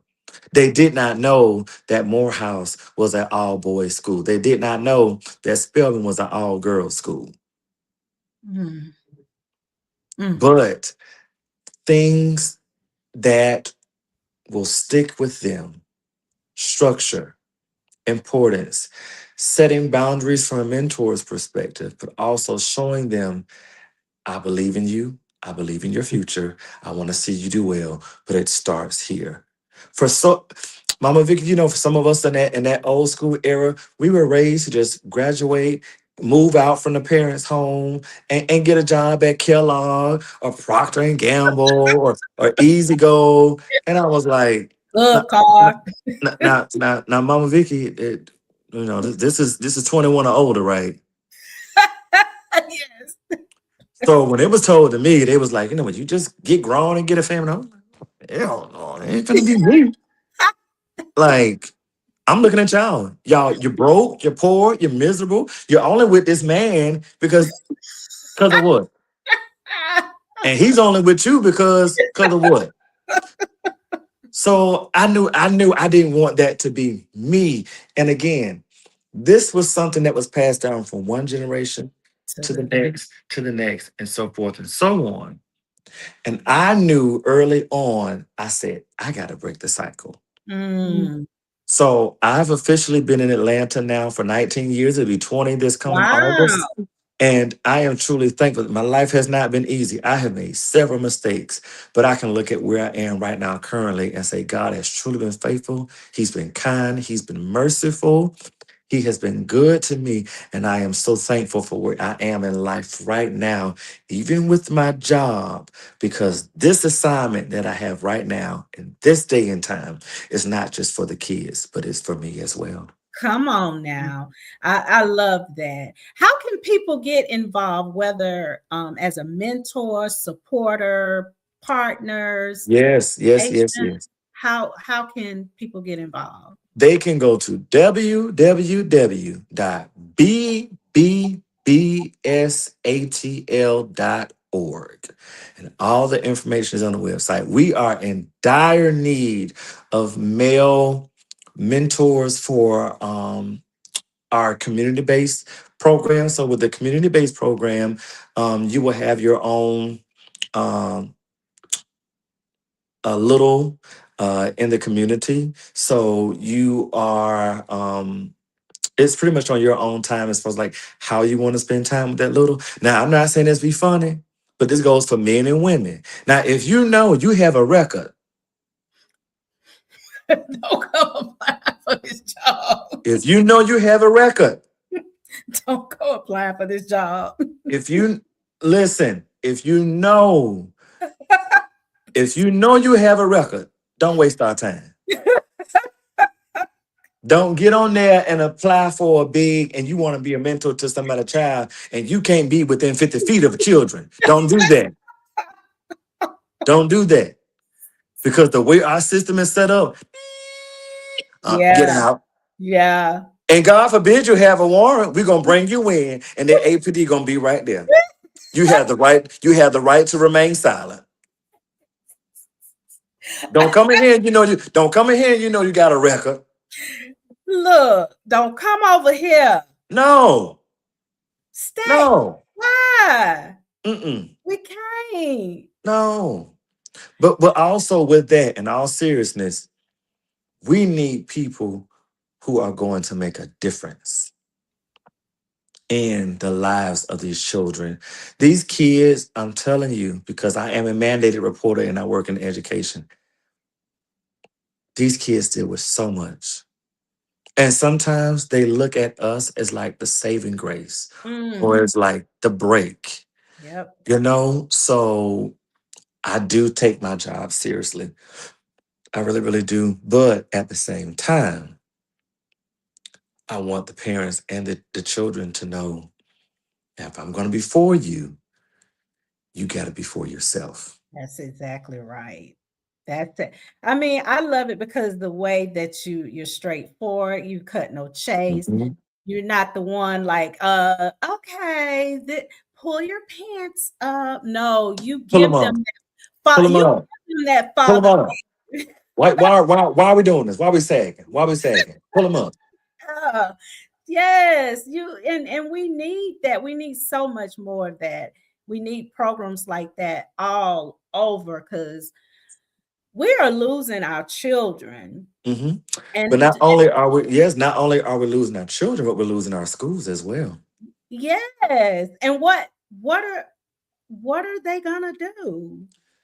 What are Honestly, it's going to be, I feel like it's going to be to a point where they're going to replace certain courses and classes with the mentoring program. Hmm, But I'm like, at the same time, we need to make sure that these kids know how to write a complete sentence, yes. how to understand that y equals mx plus b. Mm, I need them to understand who was the 10th president of the United States of America. Like, we still need to get to the fundamental basics, but we also need them to understand the importance of this program as well. And for some, it's like, it's kind of like 50-50. So at one side, it's like, we want them to get their education, no mentor program. And on the other end, it's like, we need y'all, but we'll just pass them along. But mm, is that the right thing? We're here for mentorship, but I'm all about education. I'm all about exactly. education. I had a Exactly. child, and I'm not saying this to be funny. I gave an incentive to one of my kids, and he said he wanted American deli. I was like, okay, cool. I get it approved from the AP. And then I said, well, write down what you want. And then he says, how do you spell American? Mm, mm. That's sad. That's sad. Mm, mm. Come again? Like, That's I beg your pardon. yeah. You want a 10-piece honey hot with lemon pepper sprinkles, but you can't spell American? That's sad. Or you going upstairs and get that chicken sandwich for free. That's what you finna go do. Or if you're That's gonna go to your English class and learn how to spell American, and you're gonna put it in a sentence and you're gonna use it 3 to 4 times in a paragraph, and you're gonna bring it back to me. Those are the things that I have done with oh, my students. Come on. You making sure, okay, now I know he can't spell this, but now I tell you what, he's going to know how to He's spell gonna it. know. He's gonna know. But you can quote every rap song. You can do every TikTok dance, but you can't spell American. I have an issue with that. I have an issue with that. And we have to, like with our children, when they write a sentence about themselves, describing what they want to be, they don't need to put a period at the end. They Mm-mm. need to put a comma Hmm. and a comma Mm-hmm. and a comma. You Mm-hmm. understand what I'm saying? Because Mm-hmm. once you put that period, that ends that sentence, Mm-hmm. right? Mm-hmm. So we don't want them to just stop at this. We want them to be good at this. We want them to do this and this. Yes. This. You, Yes. you get what I'm Yes. saying? You know, Absolutely. so we have to also teach them and let them know, listen, and you can do multiple things. You don't Yes. have to just do one thing. You can do multiple. You can go to school and play football. Yes. You can get your lesson. You can get educated. Like, not just go to school just to think about playing football. You can go to school and actually get your education and play football. But with that, you can play football. You can get your education, but you need to have good grades. You have to have good grades. You You can be one have of the best athletes there is, you have to. but if you're failing so horribly, then who's going to take you seriously when it comes time for scholarships and scouting? That's right. And you can't spell American. I have an issue with that. Well, I bet by the time you get finished with them, they can spell all kind of words because they can't come to you sideways and Mm-mm, don't know how to spell. absolutely not. I don't play that. I don't play that. I don't play that, and I won't play that. As long I tell the kids, I'm not here to be your daddy. I'm not here to be your parent. But if I feel like I have to, You're gonna step in. I'm going to step in. You're gonna Especially when your parent has already given me the okay. Now, Terrence, other than mentoring, you have other things that you do. You sing, you play the piano, you know. Yeah. Tell us there, give us a short bio of the things that you do. Well, I was born October 11th, 1985, so that makes me 40. I'll be 41 in October, and my skin has been very gracious to me. I don't look 40. I'm thankful to God, but I live a life that's pleasing and acceptable to the Lord and Savior Jesus Christ. I do. I am thankful. You know, they say black don't crack. Now, we might swell up and gain weight, but we don't crack. You're a fool. Um, You're a fool. no, but I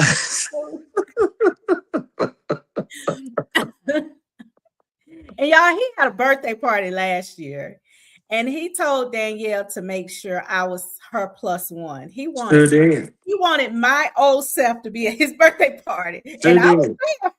Sure did. Sure did. Sure did. Now I'm having a day party this year, so I just need you to go ahead and clear your schedule for October the 10th.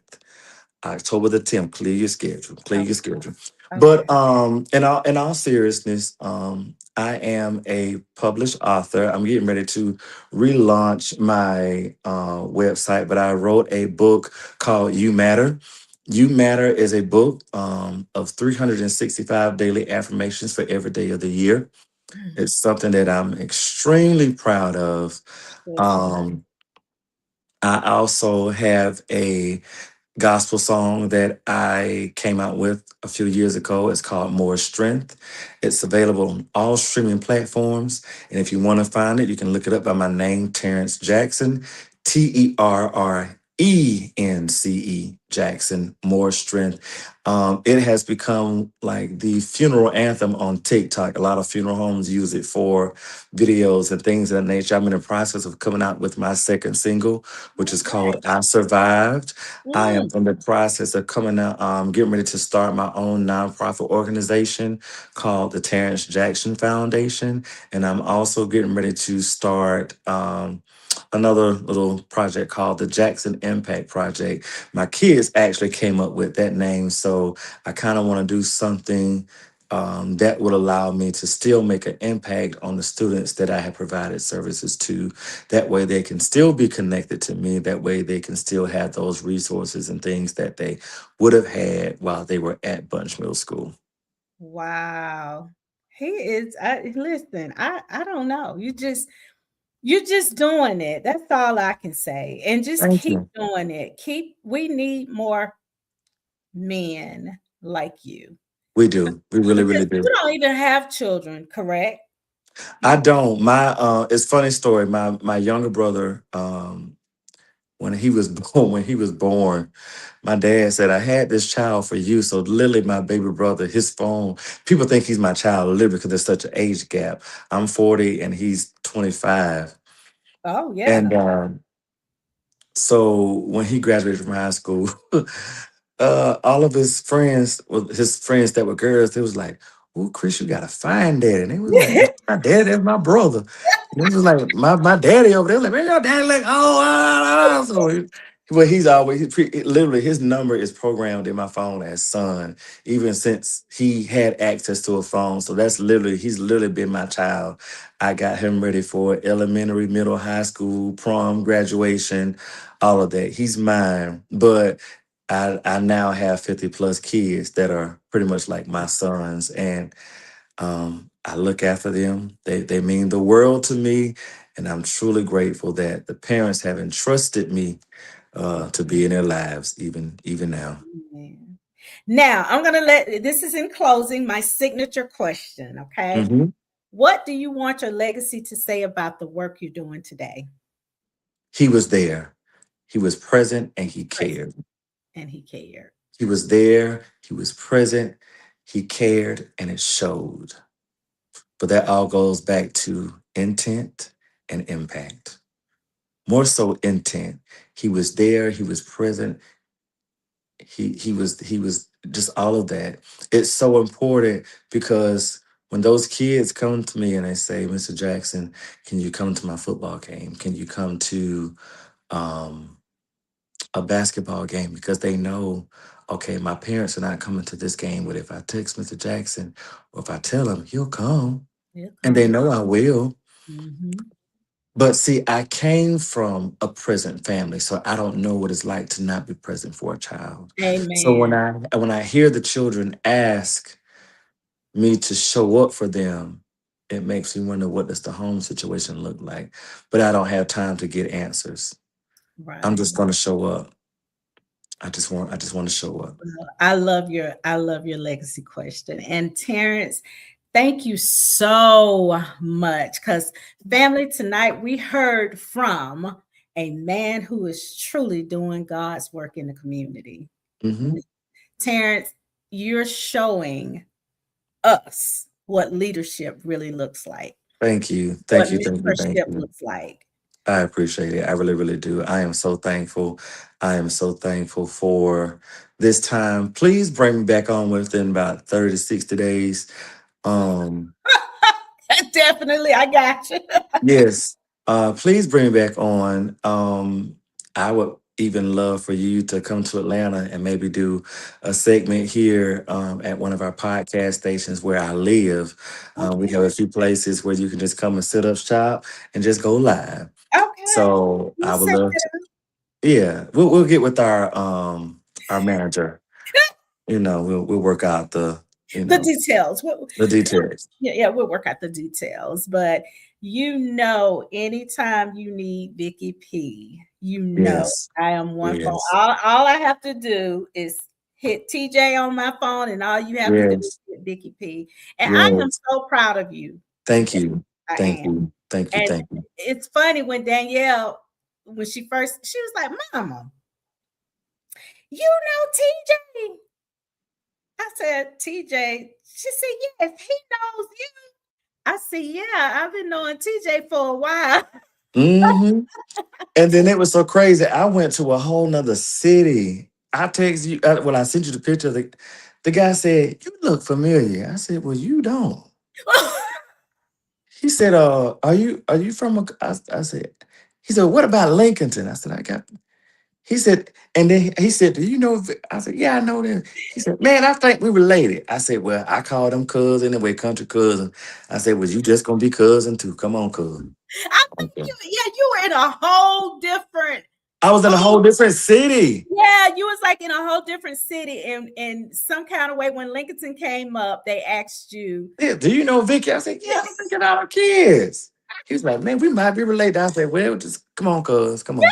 Because hey, we all family. We But all family. We I all know. family. We all Thank you family." so much for Yes, yes, yes, just yes. taking the time out just to come on and just talk about Terrence and what you do for the community, because it's major, it's big. Thank you. And Thank you. I am a fan of yours. I Thank always you. follow Thank you. you. I Thank you. always Thank support you. everything. So Thank you. anytime you want to come back on the Live with Vickey P show, you know I got you.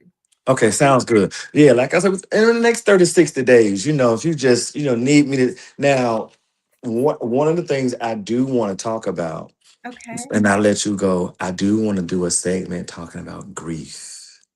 Oh yes. Grief. I think that's such an unspoken topic that so many Black families don't want to touch on or even deal with, you know? But I've come to find out that a reason why a lot of Mm. people in our families act the way they do, like for me, prime example, um, on my mom's side of the family, it's no secret. And if any of you are on here today, it's okay. Y'all know y'all need prayer, and I'm praying for y'all. Um, but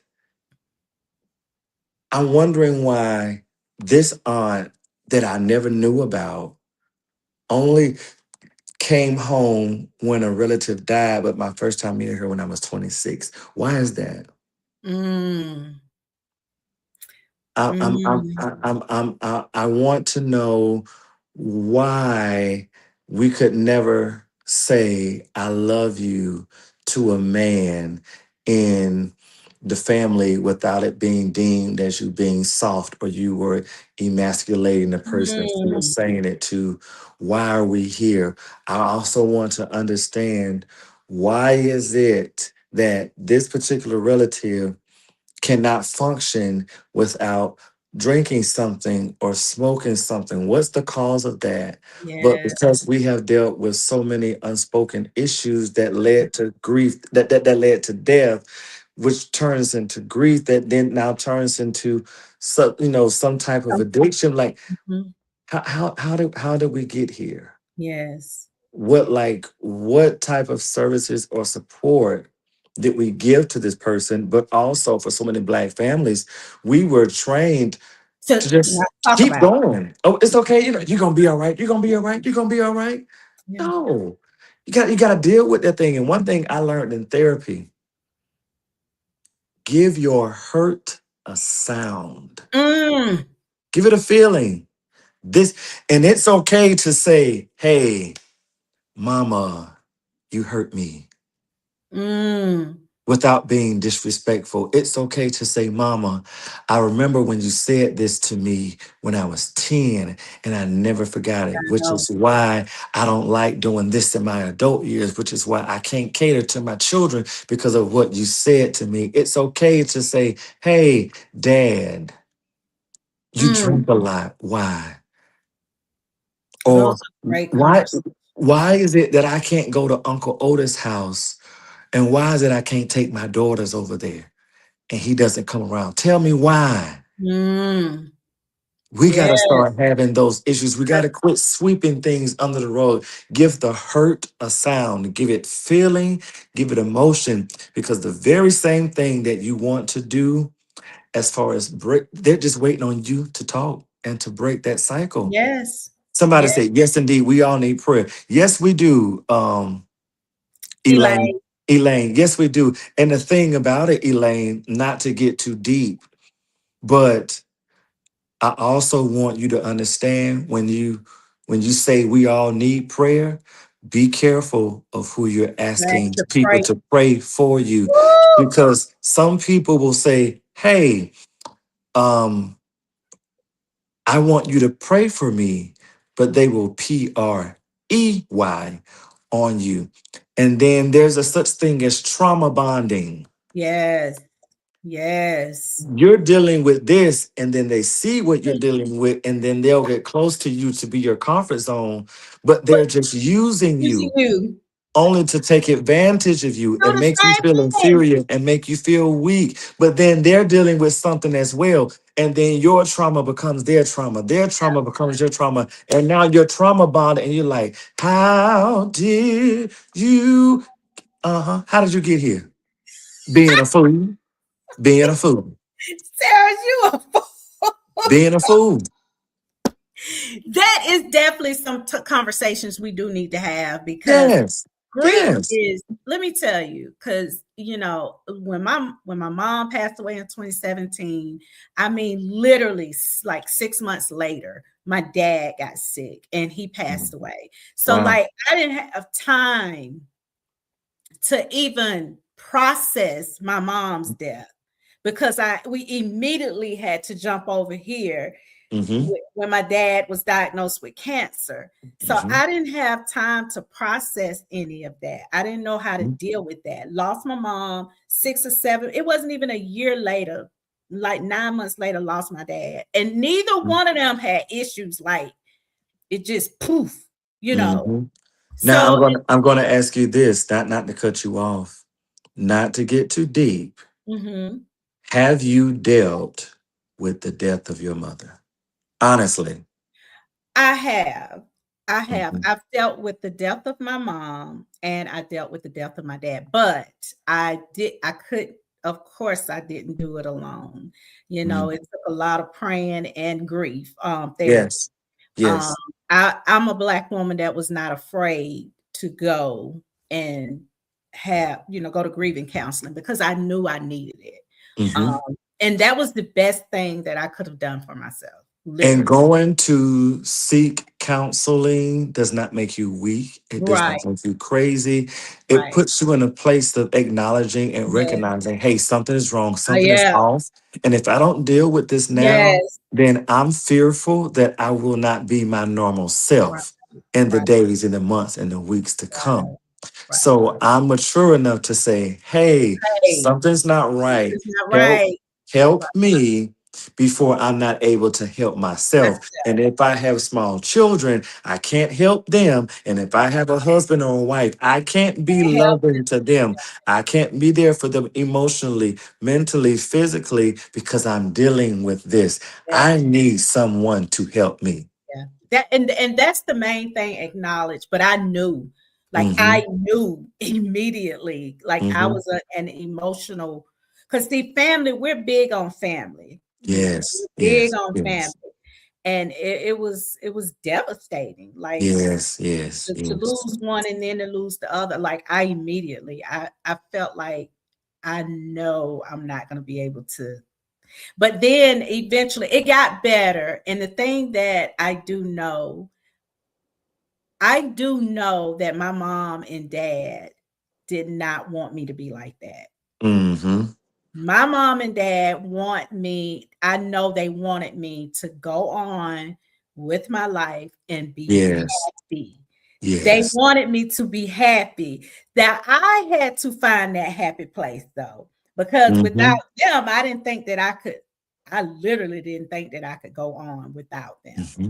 But Yeah. once I did that counseling, I'm telling y'all, Mm-hmm. we need to stop like that. I ain't going Yes. to talk to no crazy people. Them crazy. Yeah, Okay. and especially for Black families because they feel like, okay, well, we've just been taught to just push through it, but pushing through it does what?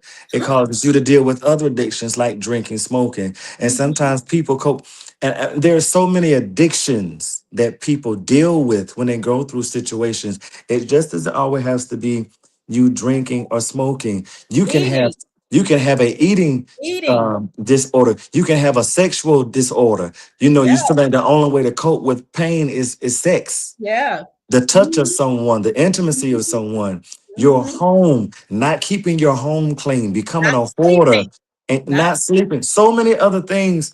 But again, it comes with acknowledging, recognizing, but also putting the work in to place that, hey, I Oh, need to get some definitely. help. Yeah, we gonna talk about this in the next 30, 60 days. I'm gonna go ahead and send you another picture, put on a flyer, We're you gonna put it know. on the flyer and then get me to Atlanta, and then we go Oh, put that's gonna be good. I got the perfect place, and we're gonna put you up on the pink house floor. Yes, indeed. it. See, I know how you do. I know. Well, the Lord has been kind. The Lord has been kind. He's been merciful. He has. He has. I'm so grateful. Yes, thank you so much for having me tonight. I am so grateful for this. It was worth every delay. It was. I'm so glad we got it worked out. Um, It's been a year delay because this was supposed to happen last year. yes, I'm so grateful. I really, really am. I really, really Yeah, am. I'm so grateful. Danielle, I don't know if you're still on, but make sure you always take good care of your mama, okay? they do.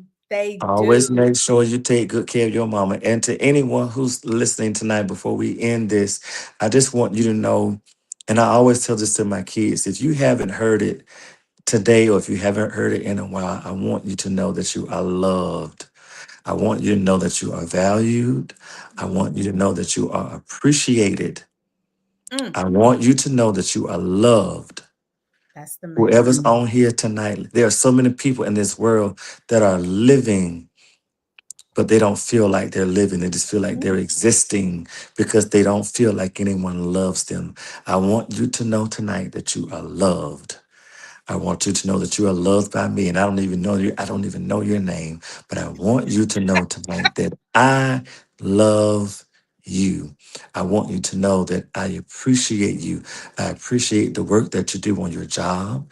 I appreciate the work that you do in your community, but I also want you to know that I value you. I value you as a person.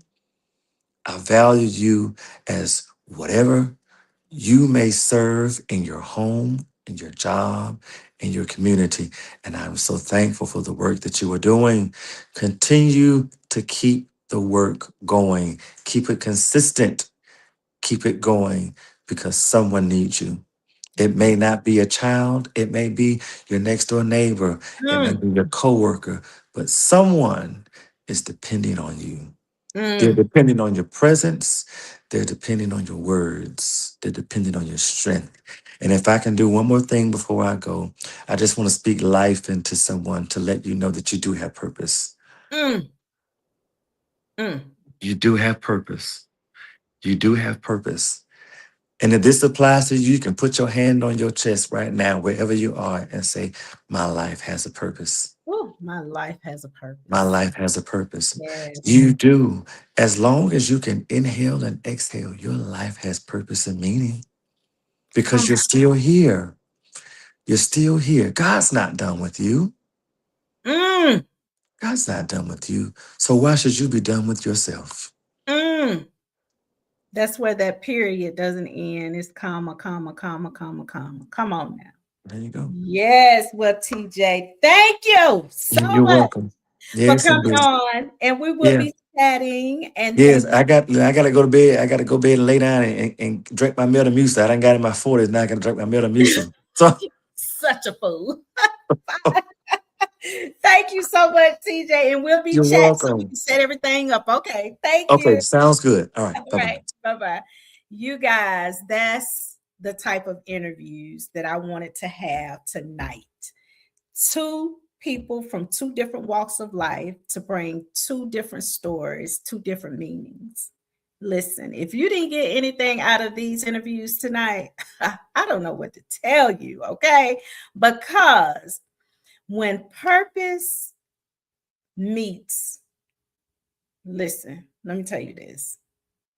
When purpose meets every expectation that you have for yourself, baby, you that's a win-win. It's a win-win. But I am so glad that you guys stay on with me tonight. I'm just super excited. I know this was a long interview, but thank you guys for staying on, hanging in here with me. I really do appreciate everything that you guys do for Vickey P and supporting me in every way that you do, from even the likes, the comments, the sharing my posts, and just watching my lives. I really, really, really do appreciate it. Now, we're going to end this night, and I will see you guys next Tuesday with Southern Soul artist T.R. Thompson. Next Tuesday, same time, same place. Okay. So remember, if you don't remember anything else about the Vickey P Show, it is always a vibe. And I am accepting interviews. I am opening up my interviews for September, October, November. So if anybody is interested in coming on, you guys can message me, and y'all know how we get down. Okay. Thank you guys so much for tuning in. Bye.